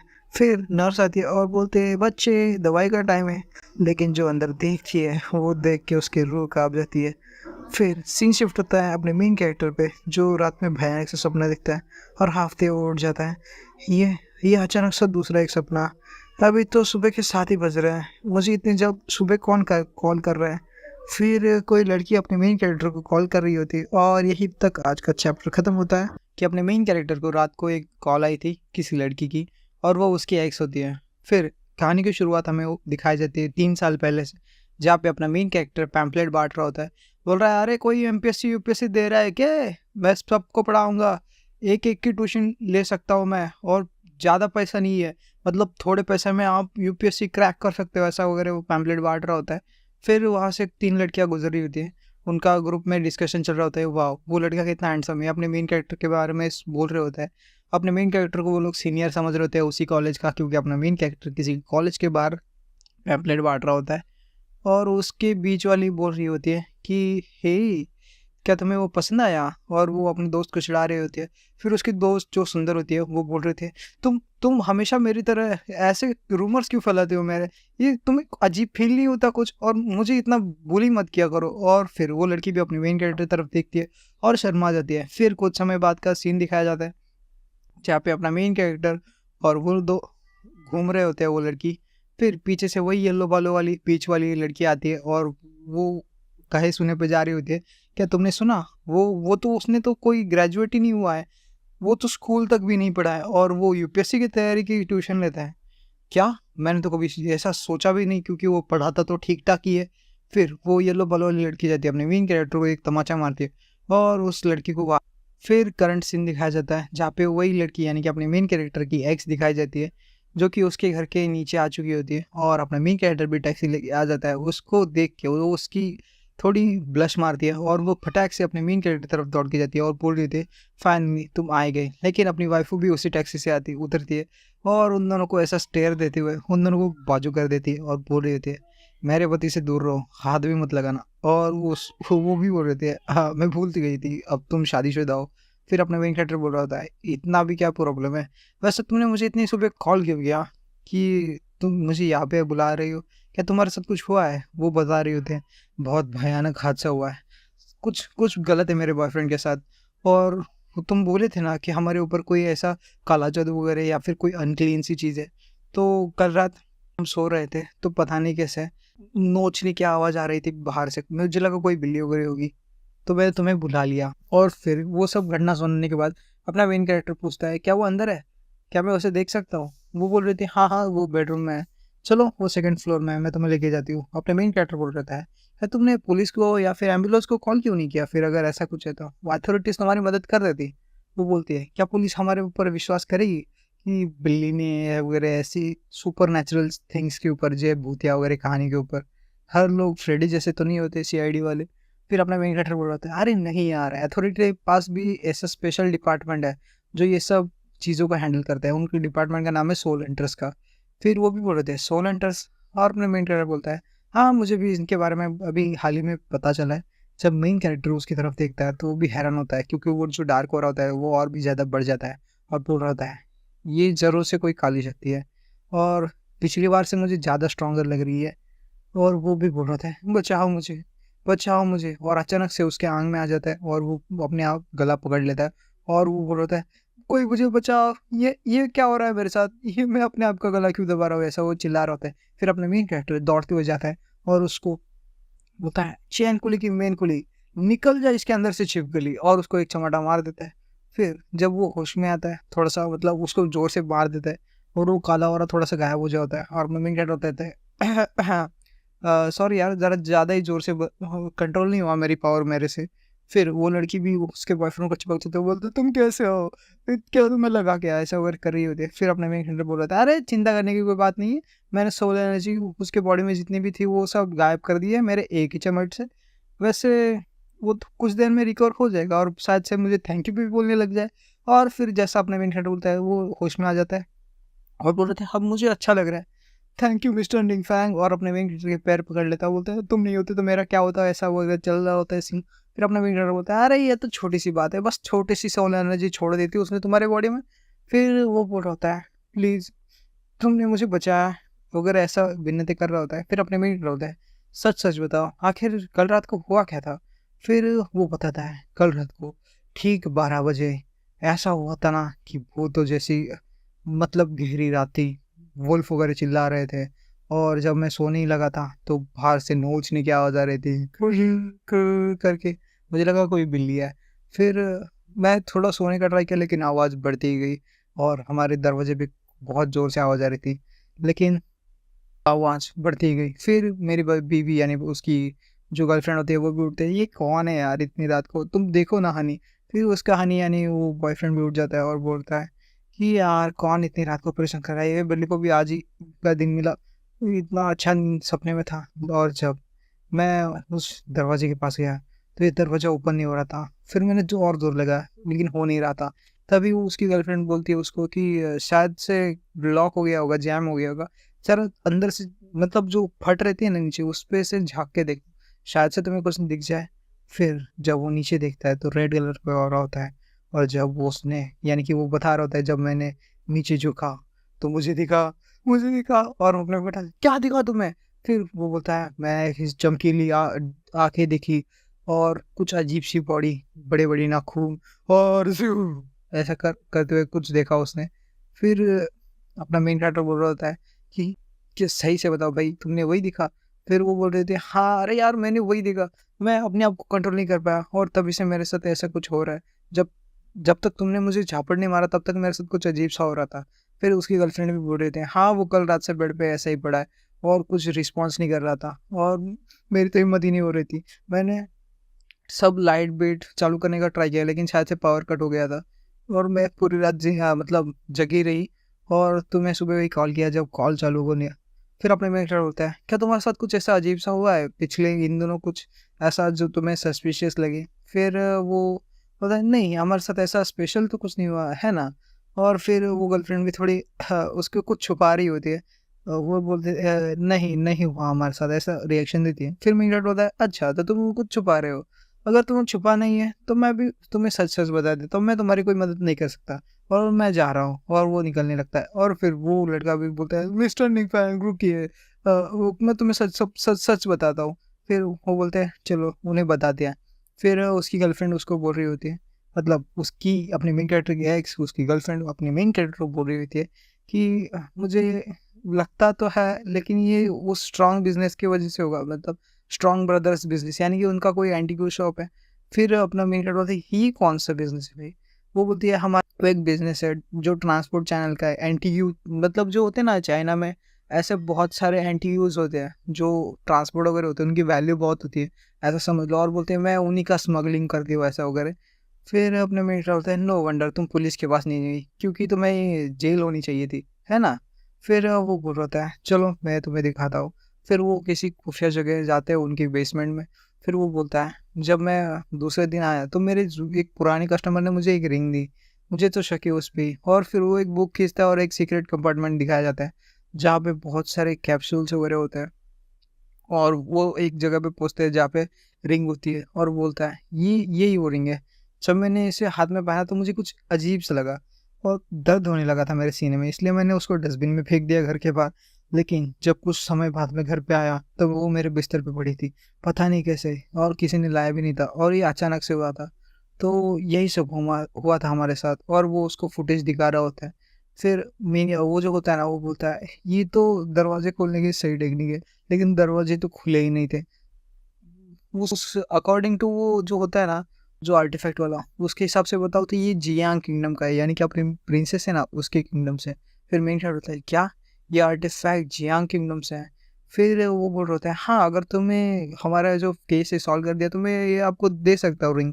फिर अपना मेन क्या होता है जियांग किंगडम, और उस रिंग की तरफ घूरने लग जाता है, और ये एपिसोड की शुरू होती है और अपना मेन कैरेक्टर दिखाया जाता है जो कि रिंग को देखते हुए बोल रहा है ये रिंग तो बड़ी अच्छी है। फिर मेन कैरेक्टर बोलता है उस लड़के से कि ये मॉन्स्टर इतना भी आसान नहीं है पकड़ना, अगर थोड़ी फार पैसे की मदद हो जाती तो। फिर वो भी बोलता है बस 5 लाख चाहिए, मैं तुम्हें और 5 लाख दूंगा अगर तुम उसको मेरे लिए हरा पाए तो। फिर 5 लाख का नाम सुनते अपना मेन कैरेक्टर जोश में आता है, बोलता है डील डन बच्चे, डील डन, आज तो वो भूख बचेगा नहीं। फिर मेन कैरेक्टर मच में सोच रहा होता है वाह ये तो सच में 5 लाख देने को तैयार है, हा हा हा 5 लाख, और सच में ये किसी बड़ी कंपनी का चेयरमैन लगता है मेरे को।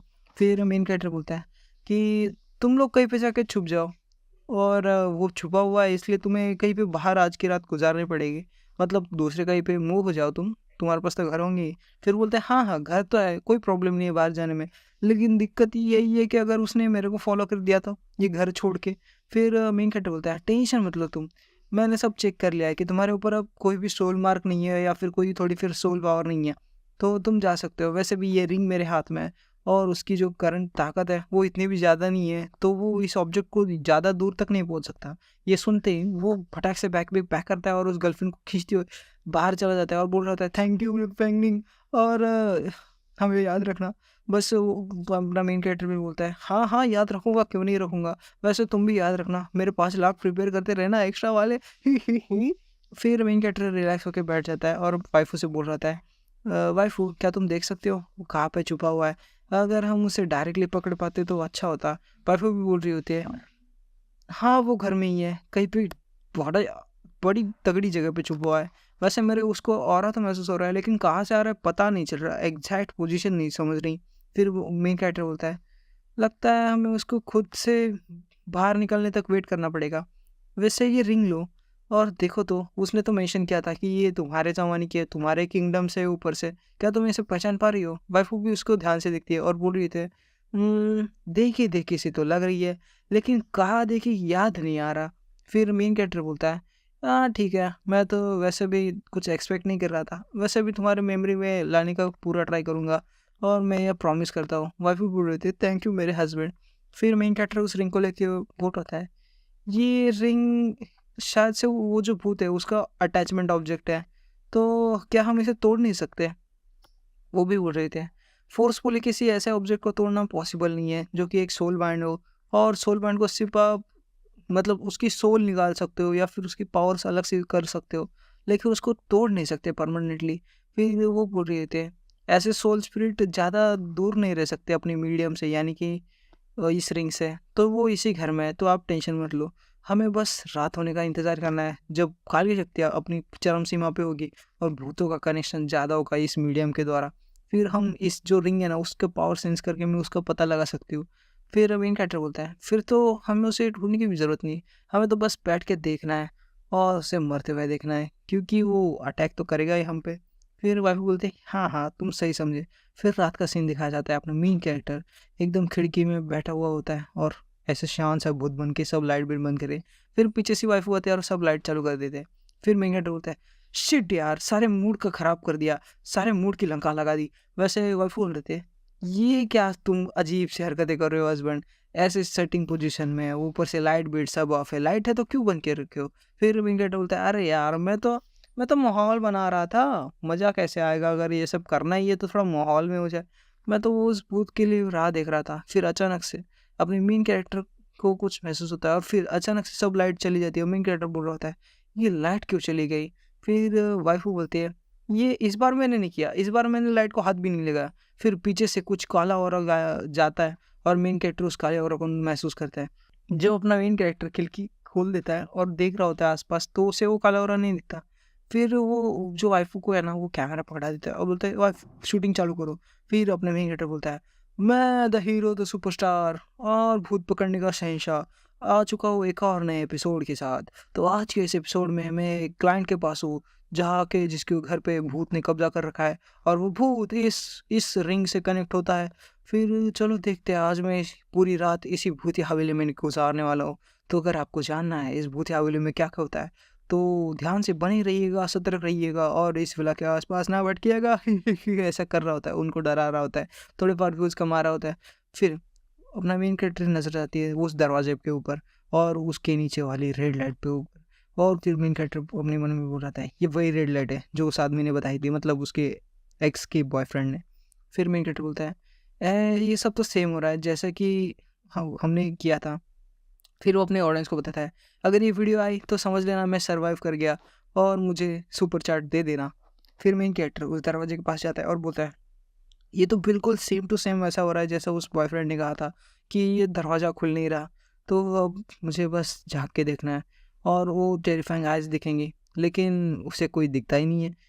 मतलब सब खाली होता है, वहाँ पे कुछ नहीं होता। ये देख के अपना मेन कैरेक्टर शॉक और बोलता है, ऐसा क्या हो रहा है? और फिर अचानक से वो जो पर्दे होते हैं ना, वो कोई क्लोज़ कर लेता है, जो कि अपने मेन कैरेक्टर ने खिड़की वगैरह खोली थी। वाइफ़ को ये सब रिकॉर्ड कर रही होती है। फिर मेन कैरेक्टर पर्दे को हटाता है और बोलता है, बाहर भी कुछ है या? फिर बाहर से कोई टेंटिकल दिखाया जाता है और मेन कैरेक्टर बोलता है, ये क्या है? फिर मेन कैरेक्टर को दिखाया जाता है एक एलियन जैसा क्रिएचर, जो कि ऑक्टोपस जैसा भी है थोड़ा-फार, और ये भी लड़की है शायद से। हाँ, ऐसा देख के तो लग रहा है। फिर वो भी हँस रही हुई थी। फिर अपने मेन कैरेक्टर हाथों में फुल ऑरा रिलीज़ करता है और बोल रहता है, मैं तुम्हें नहीं छोड़ूँगा, तुम्हें इसकी प्राइस चुकानी पड़ेगी, और एक पंच मारता है, लेकिन कुछ होता नहीं है। अपने मेन कैरेक्टर ने खिड़की पे पंच मारा होता है और सब विंडोज़ होती है वो क्लोज़ होती है और बहुत तेज़ से हवा आती है। फिर वाइफ़ू बोल रहे थे, क्या तुमने वो ऐसा क्यों किया? फिर मेन कैरेक्टर बोलता है, क्या तुम्हें वो मॉन्स्टर दिखा नहीं? अभी-अभी जो विंडो के बाहर था। फिर वाइफ़ू बोल रहे थे, कौन-सा मॉन्स्टर? क्या मॉन्स्टर आया था? हस्बैंड, आप पागल तो नहीं हो गए हो?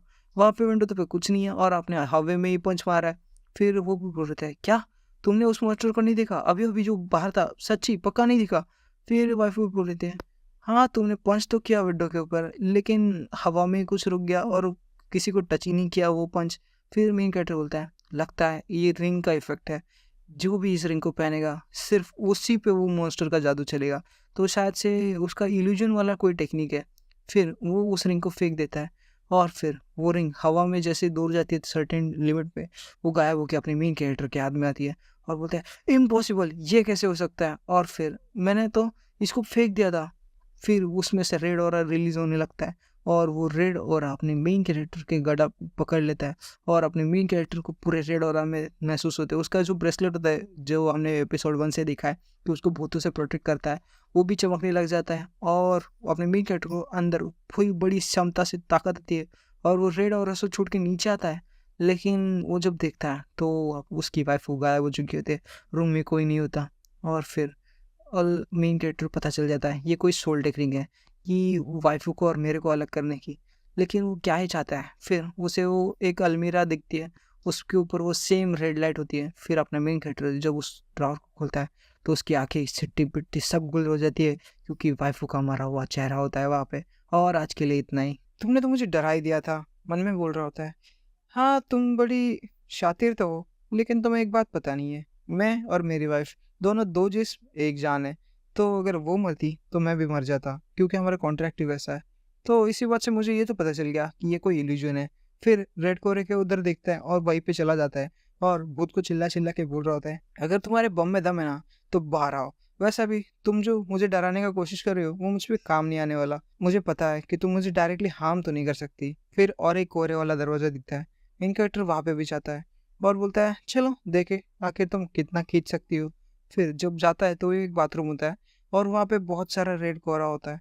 मेन कैरेक्टर्स कर्टन बाजू खींचता है, तभी रेड कलर का ब्लड या फिर कोई ऐसा ऑरा हमें दिखाया जा रहा होता है। मेन कैरेक्टर बोलता है, जैसा कि मुझे लगा था, वही पुरानी सी टेक्निक लोगों को डराने की। और उस पानी में से अचानक से वो भूत आ जाती है और अपने मेन कैरेक्टर मारने का ट्राई करते हैं। मेन कैरेक्टर एक चपेट बजा देता है जिससे कि वो भूत बाहर जाके फिका जाती है। मेन कैरेक्टर बोलता है, अच्छा तो भूतों की तरफ चिल्लाना बंद करो, वैसे भी तुम बहुत गंदी दिखती हो। अगर तुम्हारा खेलना हो गया हो तो मुझे कुछ क्वेश्चन पूछने थे तुमसे। भूत भी हैरान होती है कि पर तुम कैसे? और मेन कैरेक्टर बोलता है, क्या तुम तू थू थू क्या मुंह मुंह में से सुपारी निकाल के बात करी, क्या बोल रही है?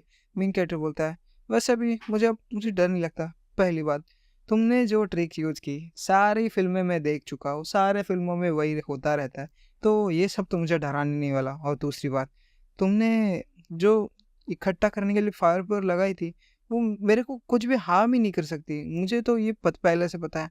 फिर भूत भी बोल रहे थे, अच्छा तो तुम ये सब मेरी डोमेन के अंदर, मेरे सोल टेक्निक के अंदर आने के बाद बोल रहे हो? क्या तुम्हें पता भी है तुम कहाँ पे हो? मैं क्या बोलता है, हाँ पता है, ये एक बस इल्यूजन है जो तुमने मेरी कॉन्शियसनेस को, मतलब मेरी जो आत्मा जैसा पार्ट है उसको अंदर लाया है, बस इतना सा ही तो है। फिर श्रिंक के अंदर लाया, ऐसा बोल रहा होता है। और वो बोलती, अरे बाबा तुमको कैसे पता? फिर मैं क्या बोलता है, ऐसे पता, ये तुमने जो पहली बार मेरे साथ भद्दा मजाक किया लीनर को मारने का, तो तुम्हें शायद पता नहीं है, लीनर और मैंने एक कॉन्ट्रैक्ट किया है, जो अगर वो मर गई तो मैं मरूंगा, अगर मैं मर गया तो वो मरेगी। और इसी वजह से तुम फंस चुकी हो। मुझे सबसे बड़ी गलती थी तुम्हारी, जो जिसकी वजह से मुझे ये सब खेल पता चल गया। और फिर वो भी बोलते, क्या पर वो तो छठे लेवल का भूत है, तुमने उसके साथ ऐसा कॉन्ट्रैक्ट फॉर्म ही कैसे कर लिया? और फिर मेन कैरेक्टर उसको दीवार में जाके बुला देता है और बोलता है, अब वही होगा तुम्हारे साथ जो बाकी भूतों के साथ हुआ था। और फिर बोलती है, क्या मैं हार मान जाऊँ? तुम सपने में सोचो कि ऐसा कुछ होगा भी, फिर मैं तुम्हें जिंदा नहीं छोड़ने वाली। बोलते, सोल रियलिम एक्सपांशन। फिर वो अपने मेन कैरेक्टर उसको कोई और टेलीपोर्ट कर लेती है और हमें दिखाया जाता है एक बैटल फील्ड को जहाँ पे अपने मेन कैरेक्टर टेलीपोर्ट हुआ रहता है। वो बोल रही होती है, मैं तो इस समय का कब से इंतजार कर रही थी, पर तुम्हारी वजह से अब मुझे और मज़ा आएगा। और फिर वो बहुत सारे सैनिकों को जो मुर्दे होते हैं उनको बुला लेती है। वो बोल रही होती है कि थैंक्स टू यू मुझे अब तुम बाहर वाली बंदी को भी हराना नहीं पड़ेगा। अगर मैंने तुमको हरा दिया तो वो ऑटोमेटिक उसकी सोल पावर वेरी होगी और हंसने लग जाती है। मेन कैरेक्टर अपनी सोल पावर एक्टिवेट करते हुए उन मुर्दों को हरा रहा होता है और बहुत सारी सोल पावर उसकी वेस्ट हो रही होती है वैसे तो, लेकिन मेन पावर भी अपना स्वॉर्ड चलाते हुए सबको हरा देते हैं। फिर भूत भी हैरान होती है कि ऐसा कैसे हुआ। लेकिन ये कुछ सोचने से पहले अपना मेन कैरेक्टर उसकी मुंडी उड़ा देता है। मेन कैरेक्टर बोलता है बस निकल गई हवा, इतना ही था तुम्हारा सोल एक्सपेंशन, बड़ी आई सोल एक्सपेंशन करने वाली। फिर वो अपने ऑरा को वापस रीगेन करते हुए वो हंस रही होती है और बोलते हैं यूजलेस, तुम्हें क्या लगा कि मैं ऐसे ही मर जाऊंगी एक झटके में? वैसे ये मेरी सोल ड्रीम है, क्या तुम भूल गए ये? यार जब तक मेरी सोल पावर है तब तक मैं इमॉर्टल हूँ। तुम्हें अगर मुझे हराना है तो तुम्हें पूरी डोमेन को मिटाना पड़ेगा, और जैसा कि मुझे पता है तुम्हारी पावर धीरे धीरे कम होती रहेगी और तुम में इतनी पावर भी नहीं है कि तुम पूरी डोमेन को हरा सको। क्या होता? अच्छा तो मुझे टेस्ट करना चाहती हो, तो ये लो, ये लो और फिर ये लो, ये सब मार रहा होता है। फिर अपने मेन कैरेक्टर के हाथ में लग जाते हैं, भाला पकड़ता है ना वो, तो वो बोल रहे थे तुम्हें एक बात पता है, तुम्हारे जो सोल को डैमेज होगा वो तुम्हारे रियल बॉडी को भी हो रहा है, तो क्या करना चाहते हो? अपने आप को मार के बाहर निकाल जाते हो? वो भी नहीं हो सकता। फिर अपना मेन कैरेक्टर उन सब सोल को हरा रहा होता है। फिर बोलता है ये इल्यूजन्स ऐसे कैसे है? फिर वो भूत बोल रहे होते हैं वैसे मैं तुम्हें एक बात बड़ी पक्के दावे के साथ बता सकती हूँ कि तुम्हारी जो इंजरी है ना वो बाहर बहुत जोर से लगी होगी, है ना? और फिर वो जो मुर्दे होते हैं ना उनके एक पहाड़ होता है, उसके ऊपर जाके बैठ जाती है और बोल रही थी थैंक यू एडवांस में, क्योंकि तुम मुझे प्रमोशन जो देने वाले हो। फिर अपना मेन कैरेक्टर भी तैयार होता है फाइट के लिए और भी ज़्यादा, और उसको पूछ होता है तुम्हें क्या लगता है कि ये लास्ट टाइम है कि मैंने मौत का सामना किया है? ऐसी मौत को तो मैं यूं चुटकियों के हरा सकता हूँ। और बोलते हैं अच्छा तो हरा के दिखाओ। और फिर मेन कैरेक्टर बोलता है तुमने मौत को न्योता दिया है, तुम्हें तो ये भी नहीं पता कि मौत का देवता आ चुका है तुम्हारा मौत का फरमान लेके। फिर अचानक से बहुत सारे सोल्जर्स मारे जाते हैं हवा में उड़ के, और वो भूत हैरान क्या? और फिर उसको पीछे से कुछ महसूस होता है, बोलते "तु, तु, तु, तुम कौन हो?" फिर हमारे दिखाई जाती है वाइफू को, जो कि बड़ी बैडएस अंदाज में हवा में उड़ रही होती है और वो उसकी आंखें चमक रही होती है। वो और फिर वो भूत भी वहां से डर के भागने लगती है और बोलते हैं तुम अंदर कैसे आई? फिर आई तो गई हो लेकिन बाहर नहीं जाओगी, और उसको ऑक्टोपस की टेंटिकल्स में जकड़ लेती है। फिर वाइफू एक झटके में वो टेंटिकल गायब उड़ा देती है और उस भूत को एक गोले में कैद कर लेती है और बोल रही थी तुमने तुमने मेरे बाबू को हाथ लगाने की हिम्मत भी कैसे की?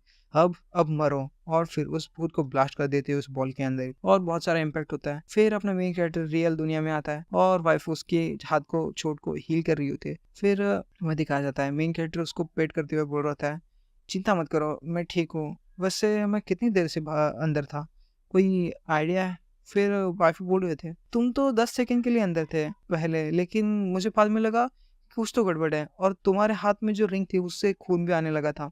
तो मैं जल्दी से अपने सोल कॉन्ट्रैक्ट को फॉलो करते हुए उसी चैनल से तुम्हारे कॉन्शियसनेस में पहुंच गई, जहाँ पे मुझे उस गेट मिला उसकी कॉन्शियसनेस का। फिर मैं उधर चली गई और जैसा कि तुम जानते हो मैंने सब कुछ कर लिया, उसको मार दिया। फिर मेन कैरेक्टर पूछता है तो उस मॉन्स्टर का क्या हुआ? वाइफ बोलती है वो उसकी तो डोमेन मैंने खराब कर दी और उसकी जो सोल है उसकी सोल पावर भी ऑब्जर्व कर ली। हाँ वैसे वो इतनी खास भी नहीं थी लेकिन थोड़ी फॉर स्वीट डिश की जैसी थी। और फिर मेन कैरेक्टर होता तुम वो की, और फिर हमें मेन कैरेक्टर के पीछे दो लोगों की शैडो दिखाई जाती है। ये और कोई नहीं चैंग बिंगदाओ और उसका बॉडीगार्ड होता है। ये वही सीक्रेट ऑर्गेनाइजेशन का लीडर है। वो बोल रहा होता है तो वो उसी घर में है ना? वो उसका बॉडीगार्ड बोल रहा होता है हाँ। और फिर वो बोलता है तो पकड़ लिया तुम्हें फैंगनिंग। तो एपिसोड की शुरुआत होती है अपने मेन कैरेक्टर से, जो कि फ़ोन पे उस लड़के से बात कर रहा होता है। बोल रहा होता है कि मैंने तुम्हारी सारी प्रॉब्लम हल कर दी है तो तुम अब घर आ सकते हो। वो लड़का भी बोल रहा होता है सच्ची में आप तो बड़े प्रो निकले, इतनी जल्दी हो भी गया, तो क्या हम सच्ची में घर पे आ जाए?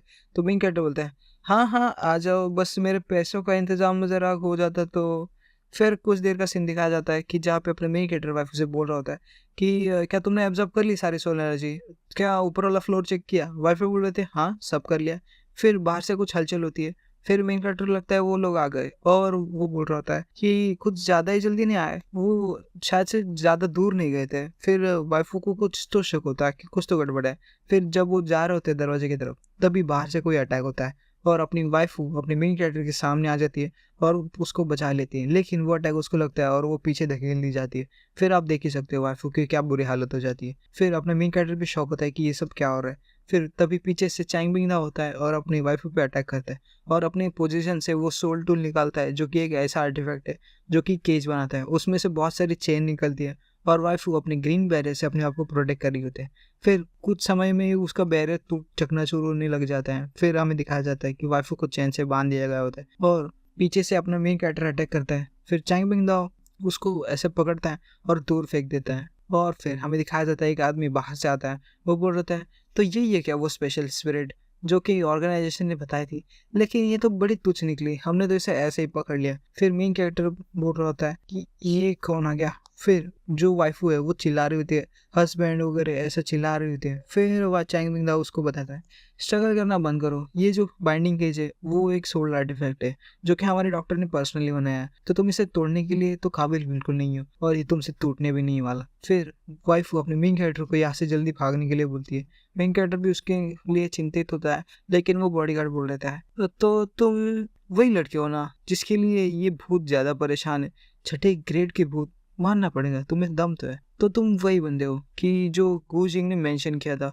गुजिंग का नाम सुनते ही मेन कैरेक्टर बोलते हैं क्या गुजिंग, तो तुम्हें गुजिंग ने भेजा है। फिर वो बोलता है हाँ उसने भेजा तो नहीं है, लेकिन वही था जिसने तुम्हारा नंबर और नाम दिया। हाँ ये सब पिट करने के बाद है जहाँ पे तुम उसे छोड़ दिए हो, लेकिन उसने तुम्हें धोखा दे दिया। लेकिन टेंशन मत लो, तुम्हारे लिए रिवेंज तो मैंने ले ही लिया है। मैंने मैंने उसके बच्चे को मार दिया, धूल में बदल दिया उसके हाथों में, तो उसका चेहरा देखने लायक था। शायद से मुझे रिकॉर्डिंग कर लेनी चाहिए थी तुम्हें दिखाने के लिए, और हंसने लग जाता है। मेन कैरेक्टर बोलता है बास्टर्ड, तुम आखिर कौन हो। फिर चैंग मिंग दा बताता है फैंगनिंग, उम्र 22 साल, और तुम ऑर्फनेज को भेजे गए थे, टैंगसेंग ऑर्फनेज को जो हैंगचेंग के बाहर साइड आता है, और 4 साल के थे तुम, और तुम्हारे पेरेंट्स की आइडेंटिटी वो अननोन है। लगता है किसी ऑर्गेनाइजेशन ने फोर्सफुली वो सब रिकॉर्ड मिटाए गए और किसी ने तो उन सबको मॉडिफाई किया था। फिर तुम और मैं सारे हम सभी एक ही पाथ पे चल रहे। फिर हमें कहानी दिखाई जा रही होती है 16 साल पहले की, जहाँ टैंगसेंग ऑर्फनेज में आग लगी थी और लगभग पूरा का पूरा ऑर्फनेज फायर में जलज रहा था। हालांकि वो आग ने किसी भी बच्चे को या फिर ऑर्फन को नुकसान नहीं पहुंचाया था, सिर्फ उस जो ऑर्फनेज का डायरेक्टर है और उनके एम्प्लॉय वो सब मारे गए थे। लेकिन जो पुलिस इन्वेस्टिगेशन कर रहे थे उनके हिसाब से ये किसी ह्यूमन का काम है वो सब आग लगाना। जो डायरेक्टर और एम्प्लॉयज हैं वो चेकिंग कर रहे थे इन्वेंट्री की जो किचन में होता है, और स्टोरेज में बहुत सारा इनलीगल चीज़ें थी, यानी कि बॉम्ब्स वगैरह थी, ड्रग्स वगैरह थे, इसलिए आग पकड़ ली और वो अपने जाला गया। ऐसा कुछ चल रहा होता है। फिर हमें बाद में पता चलता है पुलिस इन्वेस्टिगेशन में कि ये सब तो ट्रैफिकिंग वगैरह कर रहे थे, चाइल्ड ट्रैफिकिंग कर रहे थे, ड्रग्स का धंधा कर रहे थे, इसलिए जो पुलिस वगैरह ने उन लोगों ने उनको पकड़ लिया था और उन सभी को जो बचे कुचे थे उनको फांसी की सजा दे दी गई। लेकिन जब ये सब इंसिडेंट खत्म हुआ तब सारे बच्चों को नियर बाय जो शेल्टर है उस पर पहुंचा दिया गया था, लेकिन ट्रांसफर के दौरान एक बच्चा सडनली वहां से डिसअपेयर हो गया।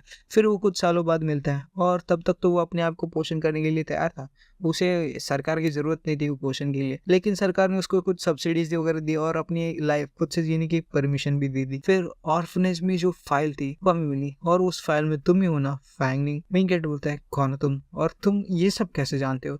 फिर वो बोल रहा होता है तो वो आग तुमने लगाई थी है ना। मेन कैरेक्टर बोलता है मुझे नहीं पता अब तुम क्या बोल रहे हो।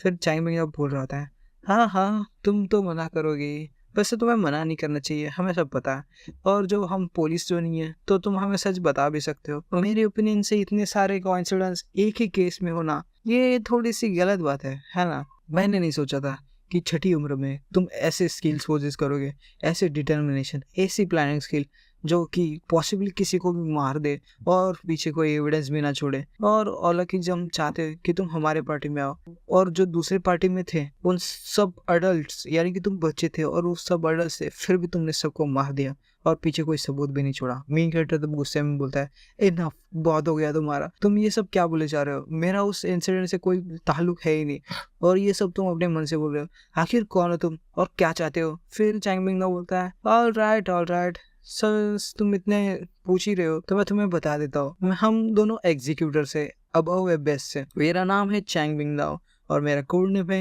एबेस हाउंड, मैं हूँ एबेस डॉल्फिन। वो बॉडीगार्ड बोल रहा होता है। फिर चैंग मिंग दाओ बोलता है कि जो सोल बेबी था वो तुमने मारा था है ना। अगर मैं गलत नहीं हूँ तो जो हमने लेआउट सेट किया था हैंगचेंग इलेक्ट्रिक स्कूल का वो भी तुमने खराब किया था। तो क्या जियांग चेंग, वो तो हमारी चाबी था आर्टिफिशियल सोल स्पिरिट का, उसकी मौत ने तो हमारे जो लीडर है डॉक्टर उनको गुस्सा दिला दिया था। फिर मिंगटर बोलते हैं क्या आर्टिफिशियल सोल स्पिरिट, ये क्या है। फिर चैंग मिंग दो बता रहा होता है हमारी जो ऑर्गेनाइजेशन है उसकी जीनियसों की जीनियस हमारे ग्रेट लीडर द डॉक्टर, उन्होंने 10 साल पहले एक ऐसा ग्राउंड ब्रेकिंग प्लान बनाया था जैसे कि हम आर्टिफिशियल सोल प्रोजेक्ट कहते हैं। इसमें अगर मैं सिंपली बताऊँ तो ज़्यादा कुछ नहीं, हम खुद से इंसानों को मार के उनमें वो इमोशन पैदा करके हम एक्सेप्शनली पावरफुल ऐसे स्पिरिट्स बनाते हैं जो कि हम बाद में टूल की तरह इस्तेमाल कर सकते हैं। और जब वो न्यूबॉर्न होते हैं ऐसे सोल्स जो ट्रेजेडी से भरे होते हैं, तो वो बहुत ताकतवर सोल बनती है और हमें न्यूबॉर्न होते ही वो हम उनको कंट्रोल कर लेते हैं। तो ऐसे ही हमारा जो प्लान था वो साबित हो गया और हमारे जो डॉक्टर थे उन्होंने एक ऐसा प्लान बनाया था जो कि सबके सामने आ गया और बहुत ज़्यादा ताकतवर था। हम लगभग गॉड बनने वाले हैं। तो ऐसे शुरुआत हुई थी सोल्स की एंडलेस मेथड, जहाँ पे हम कितने भी सोल्स बना सकते हैं और अपने आप को ताकतवर कर सकते हैं और हमारी एबिलिटीज़ बढ़ा सकते हैं। हालांकि ये बुरी बात है कि हम उनको सिर्फ टूल में यूज़ कर सकते हैं और यूनिवर्सली कहीं पे भी यूज़ नहीं कर सकते। लेकिन उस डिफेक्ट को, यानी कि वो जो प्रॉब्लम थी उसको मिटाने के लिए हमने second generation artificial soul plan का वो चालू किया, जिसमें लिंग या जियांग चेंग वो हमारे प्रोडक्ट्स थे जो कि वाइडली जनरेट कर रहे थे ऐसे सोल्स को जिन्हें हम कंट्रोल कर सकते हैं। मतलब इससे पहले जो सोल बनाते थे वो सिर्फ टूल की तरह इस्तेमाल करते थे, लेकिन ये जो स्कूल वाला या फिर वो बंदी वाला वो सब जो है ना, वो सारे सोल वो कंट्रोल कर पाएंगे। ऐसे सोल बनाने का प्लान चल रहा था इनका। फिर मैं क्या बोलता है, तुमने इतने सारे ह्यूमंस की ट्रेजेडी खड़ी कर दी बस तुम्हारे इस फालतू से रिसर्च के लिए और तुम्हारे लिए वेपन बनाने के लिए। क्या उन लोगों की जीने मरने कोई फर्क नहीं पड़ता? क्या उन लोगों की लाइफ तुम्हारे लिए इतनी कम है सिर्फ तुम्हारे एक्सपेरिमेंट के लिए? तुम सब तो दानव बनते जा रहे हो। फिर वो चैंगबिन बोलता है, हाँ हम दानव नहीं है और तुम गलत हो।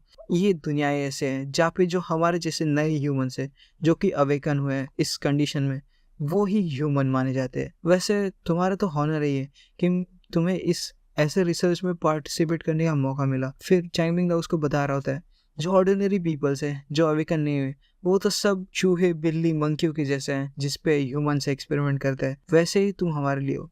तुम उन्हें ईविल बोलोगे क्या? जैसे कि हम इंसान उन चूहों बिल्लियों या फिर ऐसे छोटे जानवर पे एक्सपेरिमेंट करते हैं, वैसे ही अवेकन लोग वहाँ के इंसानों पे कर रहे हैं। तो क्या वो सब गलत है जो इंसान कर रहे हैं और हम भी गलत है? अगर हम गलत नहीं है, मतलब इंसान गलत नहीं है, तो हम भी गलत नहीं है। फिर मीट बोलता है तुम तो पागल हो। फिर चैंगमिन तो बोल रहा था कि ठीक है अब मैंने सब बता दिया, तो तुम मुझे टैलेंटेड लगते हो, मैं तुम्हें एडमायर भी करता हूँ। तो हम सभी अवेकनर्स को एक होना चाहिए, न्यू ह्यूमंस को, और हमें दो दुश्मनी नहीं बननी चाहिए। तो मैं तुम्हें एक चांस देता हूँ कि हमारे साथ मिलकर काम करो, हम एक नई दुनिया बनाएंगे। और जैसे कि उस भूत की बात है, तो मैं कुछ अच्छे शब्द तुम्हारे लिए बताऊंगा लीडर को, शायद से वो उसे ज़्यादा दिन के लिए जिंदा छोड़ दे। अगर तुम ज्वाइन नहीं करना चाहते और हमें मतलब मना कर देते हो, तो तुम्हें अपनी ज़िंदगी से हाथ धोना पड़ेगा और उसकी ज़िंदगी से भी। इस एपिसोड की शुरुआत होती है चैंगबिन दाओ से, जो कि अपने मेन कैरेक्टर से बोल रहा होता है, हम तुमसे खुश हुए, हमारे ऑर्गेनाइजेशन को ज्वाइन कर लो, पैसा, पावर, लड़कियां सब मिलेंगी। आम लोगों को तो ज़िंदगी लग जाती है ये सब कमाने में, लेकिन ये सब तुम्हारी उंगलियों पे होगा। फिर अपना हाथ मेन कैरेक्टर के सामने बढ़ाता है। मेन कैरेक्टर भी उसके हाथ को देख रहा होता है। चैंगबिन दाओ बोलता है, क्या अभी तक तुमने अपना मन नहीं बनाया? अगर नहीं बनाया तो हमारे पेशेंस के भी लिमिट है, जल्दी बनाओ। तभी मेन कैरेक्टर बोलता है, मैंने अपना मन बना लिया है, और उसका हाथ पकड़ लेता है। और फिर चैंगबिन दाओ बोल रहा है, वाइस चॉइस, अच्छा निर्णय लिया तुमने, वैसे तुम चालाक हो। वेलकम टू ए बोलने से पहले अपना मेन कैरेक्टर उसके सिर पे माथा पटक देता है और फिर हमें दिखाया जाता है मेन कैरेक्टर बोलता है, अच्छा शो ऑफ करोगे तो ये लो। और वो बोल रहा होता है, तुम्हारी इतनी हिम्मत। मेन कैरेक्टर तभी उसको नीचे गिराते हुए उसको मारने की कोशिश करता है और अपने हाथ में पावर इकट्ठा कर रहा होता है और वो बोलता है, फिर उसका हाथ जमीन से टकराता है। वो बोल रहा है, रुको, मेरा तो हाथ टकराया नहीं, ये वो इतनी जल्दी वहां कैसे फट गया? टेलीपोर्टेशन। फिर वो चैंगबिन दाओ भी बोल रहा होता है कि अब तुम मरने के लिए तैयार हो जाओ और अपनी सोल टेक्निक लगाता है। अपना मेन कैरेक्टर भी अपनी सोल टेक्निक की वजह से स्पीड में पीछे जाता है और फिर वो भी अपने हाथ में एनर्जी इकट्ठा कर रहा होता है। दोनों भी अपने अपने हाथ में इकट्ठा करते हैं। बाद में हमें दिखाया जाता है दोनों की चिदोरी टकर जाती है और फिर दोनों ही पीछे हिलते हैं। लेकिन पीछे की जाते ही वो चैंगबिन दाओ अचानक से अपने मेन कैरेक्टर पे एक स्नीक अटैक करता है, जिससे कि अपना मेन कैरेक्टर सोच में पड़ जाता है, क्या करूँ, ये तो जल्दी आ रहा है, मुझे कुछ जल्दी करना पड़ेगा, और नीचे झुकते हुए उसका अटैक रोक देता है। लेकिन तभी चैंगबिन दाओ उसको बोलता है कि आखिर कब तक बचोगे? तुम्हारी सोल पावर इतनी भी नहीं है, तुम्हारी सोल डोमेन भी अभी तक खुली नहीं है, तुम मेरे लिए कुछ नहीं हो। और फिर उसको एक और घुसा मारता है, जिससे कि अपना मेन कैरेक्टर दीवार पे जाके टकरा जाता है, उसके मुंह से खून बह रहा होता है। फिर चैंगबिन दाओ उस लड़के से बोल रहा होता है कि मैंने इसके साथ बहुत खेल लिया, अब तुम्हारी पा रही। वो बॉडीगार्ड भी बोलता है यस बॉस। और जो ग्रेविटी होती है उसकी पावर ग्रेविटी की होती है, जिसकी सोल पावर से वो 10x ग्रेविटी बढ़ा देता है, जिसके अपने मेन कैरेक्टर को खड़े होने में दिक्कत हो रही होती है। मेन कैरेक्टर भी मन में बोल रहा होता है बहुत बहुत हैवी लग रहा है। फिर चैंगमिंग उसको समझा रहा होता है तुम्हारी जो सोल स्किल थी वो टाइम बेस है ना, ये तो रेयर होता है। मैंने नहीं सोचा था कि तुम्हारे स्पीड मैं एडमायर करूंगा, जो कि तुम मेरे सामने टिक जो गए, लेकिन फिर भी तुम हमारे सामने एक चीटी हो, क्योंकि तुम्हारे जो यौनसांग है वो सब कम है। फिर मेन कैरेक्टर अपने हाथों में चिदोरी और एक बार बनाता है और उन पे फायर कर देता है, मतलब दूर से ही अटैक करते हैं। चैंगमिंग बोलता है अच्छा तो तुम्हारे पास और भी एनर्जी बची है, लेकिन जो अटैक है वो इतना भी स्ट्रांग नहीं है और तुमने वो मिस भी कर दिया। फिर मेन कैरेक्टर बोलता है किसने कहा मैंने मिस कर दिया, ये तो। फिर वो पीछे देखता है तो वो केज पे लग जाता है, मतलब जो मेन कैरेक्टर का अटैक है वो इन दोनों के ना ऊपर होके वो जो केज था जहाँ पे वाइफू बंदे वहाँ पे था। फिर वो चिल्लाता है लिनर जल्दी वहां से निकलो, ये अब सब तुम्हारे ऊपर है। चैंगमिंग बोलता है हाँ इसका कोई यूज नहीं है, क्योंकि हमारे जो बॉस डॉक्टर बो है उन्होंने ये जो सोल बाइंडिंग केज है ये बहुत ताकतवर बनाया है, और इसको अगर कुछ डैमेज होता है तो जो भी सोल इसके अंदर कैद होगी ये उसकी सोल पावर से अपने आप को फिर से हील कर सकता है। मतलब केज भी देख रहे हो कितना एडवांस है। चैंगमिंग बोल रहा था कि तुम्हारी जो सोल है वो तो पूरी खत्म हो जाएगी, और इसको डैमेज करने में वो तो सोल किंग लेवल की चाहिए तभी, वरना तुम एस्केप भी नहीं कर सकते। और ये सुनते अपनी मेन कैरेक्टर होप हार जाता है और अपने घुटने नीचे टिका देता है। मेन कैरेक्टर बोलता है अब सब खत्म हो गया। तभी हमें प्रिजन के अंदर का सीन दिखाया जाता है जहाँ पे वाइफ कैद थी, वो बोलती मेरा प्यार, और फिर अपने माथे के ऊपर से वो पेपर निकाल देती है। अचानक से उसके अंदर से बहुत सारा डार्क एनर्जी लाइटनिंग वगैरह सब निकल जाती है। फिर ये देख के वो दोनों भी एक रिएक्शन देते हैं, और जब ऐसा होता है तो वो जो चैन होती है वो आउट ऑफ कंट्रोल चली जाती है। फिर वो दोनों बोलते हैं बॉस कुछ तो गड़बड़ है, यहाँ पे कुछ तो गड़बड़ है। फिर चैंगमिंग बोलती है ये कैसे हो सकता है। मेन कैरेक्टर खुश होता है और लिनर को आवाज़ लगाता है, लेकिन तभी हमें मेन जो वाइफ है उसको दिखाया जाता है जिसके अंदर से बहुत सारा डार्क ऑरा निकल रहा होता है, और उसकी जो बॉडी होती है वो डार्क ऑरा और डार्क लिक्विड में कवर हो चुकी होती है। फिर वो पागलों की तरह हंस रही होती है और बोल रहे थे मैं बाहर निकल गई, आखिरकार मैं बाहर निकल गई, ये कैसे हुआ, ये एक्चुअली संभव कैसे है, ये तो डॉक्टर जो का लेटेस्ट इन्वेंशन है, ये टूट कैसे सकता है, ये कोई स्पेशल सोल तो नहीं है, और ये तो छठे लेवल से भी ज़्यादा है, फिर ये कैसे हुआ। फिर वो सब सोच ही रहे होते हैं, तभी चैंगमिंग तो अपने मन में सोच रहा होता है कि उसकी जो सोल पावर है अचानक से इतनी ज़्यादा कैसे बढ़ गई, वो भी ऐसे अचानक जैसे कुछ था ही नहीं। अगर तुम किंग लेवल की स्पिरिट भी हो तभी तुम तोड़ने में मुश्किल होती है, और मैं अपनी सोल डोमेन को एक्टिवेट करता हूँ। फिर तभी चैंगमिंग उसके पीछे जाता है और सोल डोमेन एक्टिवेट करने की कोशिश करता है, लेकिन वाइफ उसको आग दिखाते हुए बोलती है क्या मैंने तुमसे कहा कि तुम हिल सकते हो, और उसका हाथ को चोट लग जाती, शायद से उसका हाथ भी उड़ा दिया जाता है, और फिर वो अपने हाथ को पकड़ते हुए रहता है। तभी जो बॉडीगार्ड होता है वो बोलता है कि चलो उससे फाइट करता है। जब अपनी वाइफ उसको एक उंगली लगाती है तो बहुत ज़्यादा फोर्स से बाहर की तरफ फिका दिया जाता है, और फिर ये देखते वो दोनों बोल रहे थे इसकी सोल पावर ये बहुत टेरिफाइंग है, क्या क्या वो पिछली वाली लेवल पे ही है, ऐसा लगता है कि वो हमसे भी बहुत ज़्यादा आगे पहुँच गई लेवल में, मेरी जो डोमेन है वो भी उसको कुछ नहीं कर पा रही। फिर वो बोल रहे थे हमें इन दोनों को ऐसे ही छोड़ना पड़ेगा, अब प्लान में चेंज है, हम उससे जीत नहीं सकते, तो चलो वापस से अपने बॉस को लीडर को है ना सब बता देते हैं रिपोर्ट करने। और फिर वाइफू भी बोलते हैं अच्छा तो तुम भागना चाहते हो, और एक अटैक करती है, लेकिन उससे पहले वो दोनों हवा में गायब हो जाते हैं। और फिर जाते जाते अपने मेन कैरेक्टर को बोल रहे होते हैं फैंग ने तुम इस बात को रिग्रेट करोगे और फिर हम वापस मिलेंगे। फिर वो गायब हो जाते हैं और वो अटैक उसकी तरफ आता है। मेन कैरेक्टर भी वाइफू से बोल रहा था नेवर माइंड लिनर, वो टेलीपोर्ट हो चुके हैं तो हम तुम्हारी टेलीपोर्ट एबिलिटी से उनको पकड़ सकते हैं, है ना।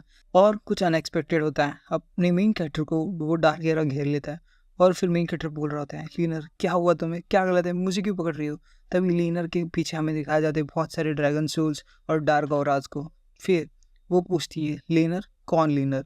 मेन कैरेक्टर बोलता है तुम्हारा नाम जियांगली है, हम दोनों का लाइफ और डेथ का कॉन्ट्रैक्ट है, लीनर मुझे ऐसे डराओ मत। फिर वो भी हंसने लग जाती है पागलों की तरह, बोलता है मैं कौन हूँ, अपना सिर पकड़ लेती है।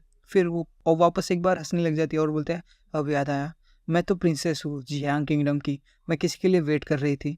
और हाँ याद है वो हर्टलेस प्रिंस, वो जो इंसान है, निर्दयी इंसान जो मुझसे शादी करने का वादा छोड़ के चला गया, अब मैं उसे मारूंगी, तो तुम हो ना। फिर मिंकेट बोलते लियांग जियांग क्या हो रहे हो, तुम मुझे डरा रही हो।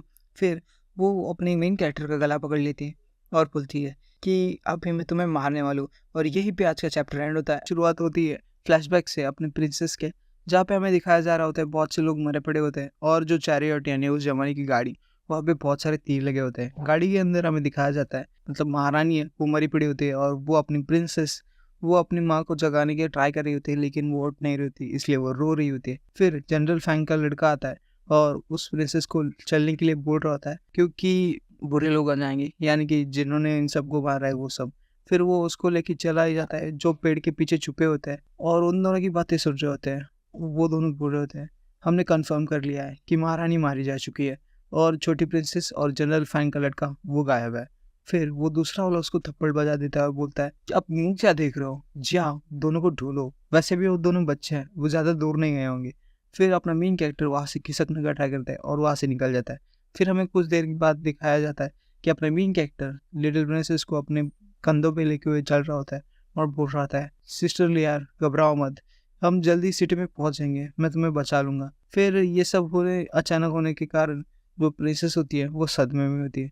फिर हमें ट्रांजिशन दिखाया जाता है, और करंट सिनारियो में वाइफू ने अपने मेन कैरेक्टर का गला पकड़ा हुआ होता है। फिर वो चिल्ला रही होती है, झूठे कही गए, अब हंसते हुए उसको मारने के लिए बोल रही होती है। फिर बाहर से उसको कुछ हलचल महसूस होती है, और हमें बाहर दिखाया जाता है अपने मेन कैरेक्टर केस और उसका करंट बॉयफ्रेंड वो होता है। वो बोल रहा होता है कि बेबी देख रही हो फैन, कितना इंटेंस बैटल हुआ है यहाँ पे, यहाँ तक कि दरवाजा भी टूट गया। वो दोनों जब अंदर जागते, और वो तो बोल रहा होता है, मिस्टर फैंगनिंग मैंने आपके 5 लाख रुपए लाए, लेकिन जैसे वो जागता है उसकी तो दुनिया हिल जाती है, और वो सूटकेस नीचे छोड़ देता है। क्या देखता है, तो वो देखता है अपने वाइफ को अपने मेन कैरेक्टर का गला पकड़ी हुआ, और वो चिल्ला रहा होता है, फैंगनिंग आपने तो कहा था कि आपने सारे भूतों को भगा दिया। फिर उस मेन कैरेक्टर उसको बोलता है, गधे भागो यहाँ से, उसमें उसका कंट्रोल छूट गया है। फिर वो भागने लग जाता है, लेकिन उसकी गर्लफ्रेंड उसका पैर पकड़ लेती है और बोल रही थी, मेरे पैर अटक गए, मैं काम नहीं कर रहे। और फिर वो ऐसे सांस लेता है और उसके पीठ पे एक लात मार देता है और बोलता है, आई एम सॉरी बाबू, और वहाँ से चला जाता है। फिर वो उसके बॉयफ्रेंड का नाम जपते रह जाती है। फिर वो पीछे देखती है तो वाइफ वो वहाँ तक आ चुकी होती है, और आप देख ही सकते हो वो कितनी उसको डरावनी लग रही होती है। फिर वाइफ उस पर अटैक करती है, तभी अपने मेन कैरेक्टर अपना और एक्टिवेट करते हुए उसको बचा लेते हैं, और उसको पीठ पे लगती है, और जिसके कारण वो दूर फिका जाता है। फिर वहां से वो उठ के उसको बाहों में लेके वहां से भागने लग जाता है। फिर वो लड़की पूछ रही होती है अपने मेन कैरेक्टर से, ये तो तुम्हारी गर्लफ्रेंड है ना, ये ऐसा क्यों हुआ, वो ऐसी क्यों बन गई। फिर मेन कैरेक्टर को याद आता है उसने पेपर निकाला था। फिर वो बोलता है 6 महीना को फाइट करने के लिए पेपर निकाला था, कहाँ है वो तलिस्मैन। वो तलिस्मैन के पास पोस्ट था। तो वो लड़की तलिस्मान को हाथ में लेती है और बोल रही थी कि अगर उसने तलिस्मान निकालने से ऐसे कुछ हुआ है तो हम वापस लगाने से क्या वो ठीक होगी। फिर मीन कैरेक्टर रुको यहीं पे, मैं अभी देख के आता हूँ। और फिर वो बोलते हैं, लिनर मैं तुम्हें बचा लूंगा, और उसकी तरफ बढ़ जाता है, और अपनी इस टाइम स्कीपिंग क्या एबिलिटी से वो उसके अटैक से बचते हुए उसके पास पहुंच जाता है, और लिनर के माथे वो जो पेपर है तलिस्मान है वो चिपका देता है। फिर थोड़ी मूवमेंट शांत होती है। फिर हमें दिखाया जाता है कि लिनर के ऊपर से वो डार्क एनर्जी निकल रही होती है, और अपने मेन कैरेक्टर ने वाइफ को किस कर लिया होता है। फिर अपना मेन कैरेक्टर कहीं पे मैग्मा वाली जगह पे दिखाया जा रहा होता है, और ये तो बोलता है, ये तो लीनर का सी ऑफ कॉन्शियसनेस है, मैं यहाँ पे कैसे आ गया, लीनर कहाँ पे है। इसके मन में यही सब चल रहा होता है। फिर वो किसी एंशिएंट सिटी के बाहर पहुंचता है, जहाँ पे बहुत सारे पुन जमाने वाली आत्मा होती है, और आसमान में भी कुछ ड्रैगन जैसा उड़ रहा होता है, काली आत्मा, जो कि एक जगह पे इकट्ठित है। फिर मेन कैरेक्टर बोल रहा होता है अपने मन में कि वहाँ पे क्या हो रहा है, और ये सब शायद हवा में क्यों उड़ रही है। फिर वो जब वहाँ पे पहुंचता है तो वो देखता है कि जो वाइफ है वो बहुत सारे डार्क ऑराज के अंदर घिरी हुई है। फिर मेन कैरेक्टर बोलता है, इतना ज़्यादा दर्द, और लिनर उसके बीचों बीच फंसी हुई है। फिर हमें लिनर दिखाया जाता है जिसकी आत्मा चमक रही होती है, लेकिन उसको बहुत सारे डार्क ऑराज ने घेर रखा होता है। फिर मेन कैरेक्टर भी उसको हेल्प करने की ट्राई करता है, उन सबको जो अपने वाइफों को बचा रहे थे। और जैसे ही वो हाथ लगाता है तो वो बोल रहा होता है अपने मन में कि लगता है लिनर यही से अपना माइंड डाइल्यूट कर रही है, मतलब उसका मन यही से भटक रहा है।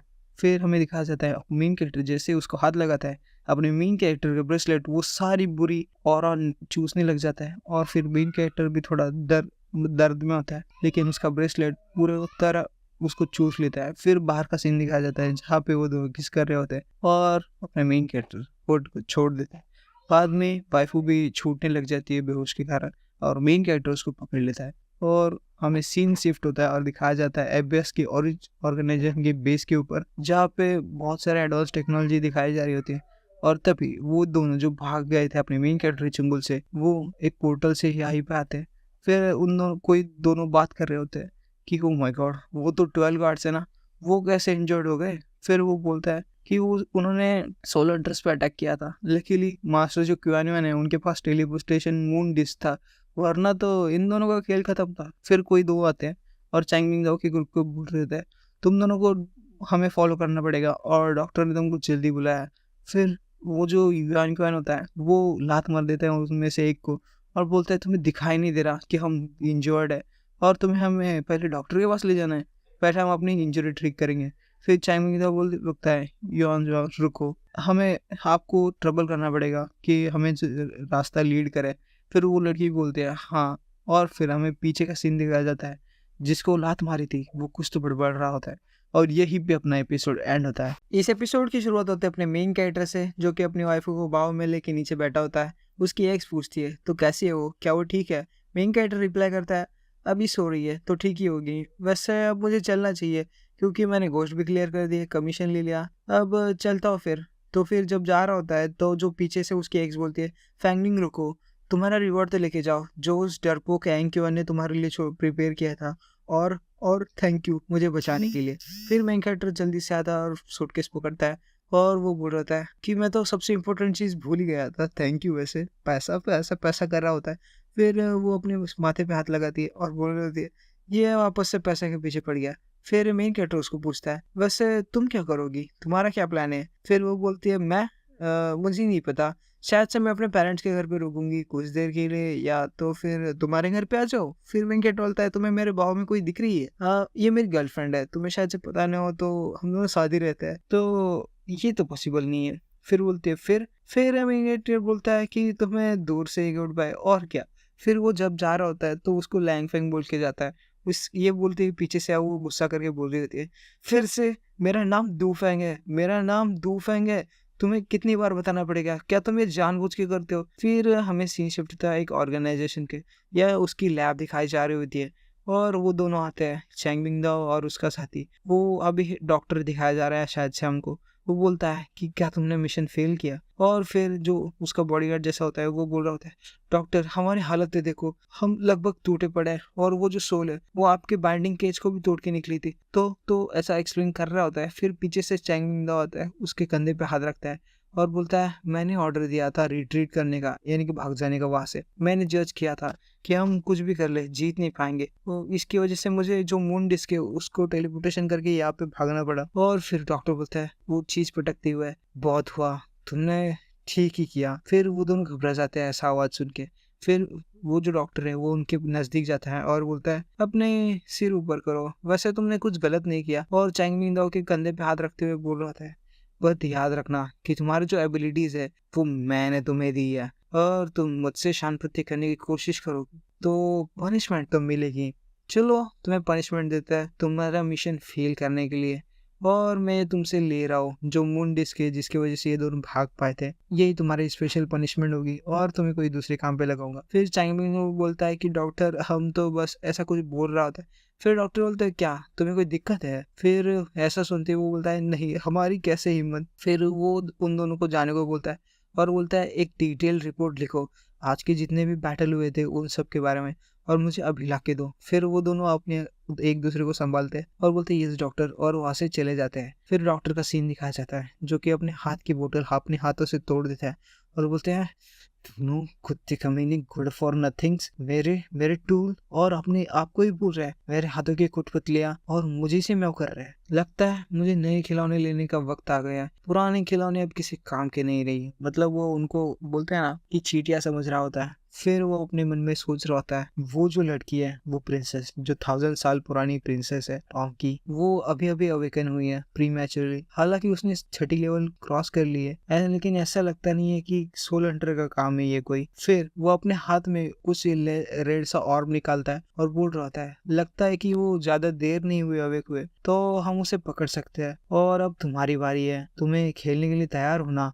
यॉन लॉन्ग, और हमें एक और बुढ़ते हुए उसके पीछे शैडो दिखाई जा रही होती है जिसकी लाल आंखें चमक रही होती है, ये कोई वॉरियर लग रहा है। फिर पेपर वगैरह उड़ते हैं, ट्रांजिशन होता है और सीन शिफ्ट होता है अपने मेन कैरेक्टर के घर पे, जहाँ पे वाइफ बेड पे लेटी होती है और अपना मेन कैरेक्टर कुर्सी पे बैठ के नूडल खा रहा होता है। फिर वो उन घटनाओं के बारे में याद कर रहा होता है। अपना मेन कैरेक्टर मन में सोच रहा होता है स्पेशल सोल स्पिरिट। ऐसा लगता है कि वो वाइफू पे बहुत पहले से नजर रख रहे थे, इवन बिफोर उन्होंने जब मेरी वाइफू के हेयरपिन चुराई थी। नो डाउट कि वाइफू उनका टारगेट थी, लेकिन वो मुझे अपने ऑर्गेनाइजेशन में इन्वाइट क्यों कर रहा था और क्यों चाहता था कि मैं उसके ज्वाइन करूँ? क्या पता चाइमिंग दाओ का मतलब क्या था अनलिशिंग डोमेन से? क्या वो सिमिलर है उस रिंग मॉन्स्टर से जिसने मुझे अपने रिंग में बुलाया था? ऐसा लगता है कि ये कोई तरीका है अपनी पावर बढ़ाने का। शायद से लीनियर को कुछ पता होगा। फिर वो उसके नजदीक जाता है वाइफू के और बोल रहा था ये अभी तक जगी क्यों नहीं? क्या मुझे उसके कॉन्शियसनेस में जाना पड़ेगा? और आप समझ ही चुके होंगे कॉन्शियसनेस में कैसे जाते हैं वाइफू के। वो करीब आता है लेकिन वाइफू अपनी आंखें खोल देती है और अपने मेन कैरेक्टर से टैक्स से बाजू में हो जाता है और खांसने लगता है। तो तुम उठ गई? मैं तो बस मैं सोच रहा था। फिर वाइफू थोड़ा सा रोने की पोजीशन में होती है और रो पड़ती है और अपने मेन कैरेक्टर को गले लगा लेती है। फिर बोल रही होती है मुझे तो लगा था कि मैं आपको कभी वापस देख नहीं पाऊंगी हस्बैंड। फिर मेन कैरेक्टर भी बोल रहा था ठीक है, वैसे भी वो जो बुरे आदमी है मैंने उनको भगा दिया है और तुमने भगा दिया है।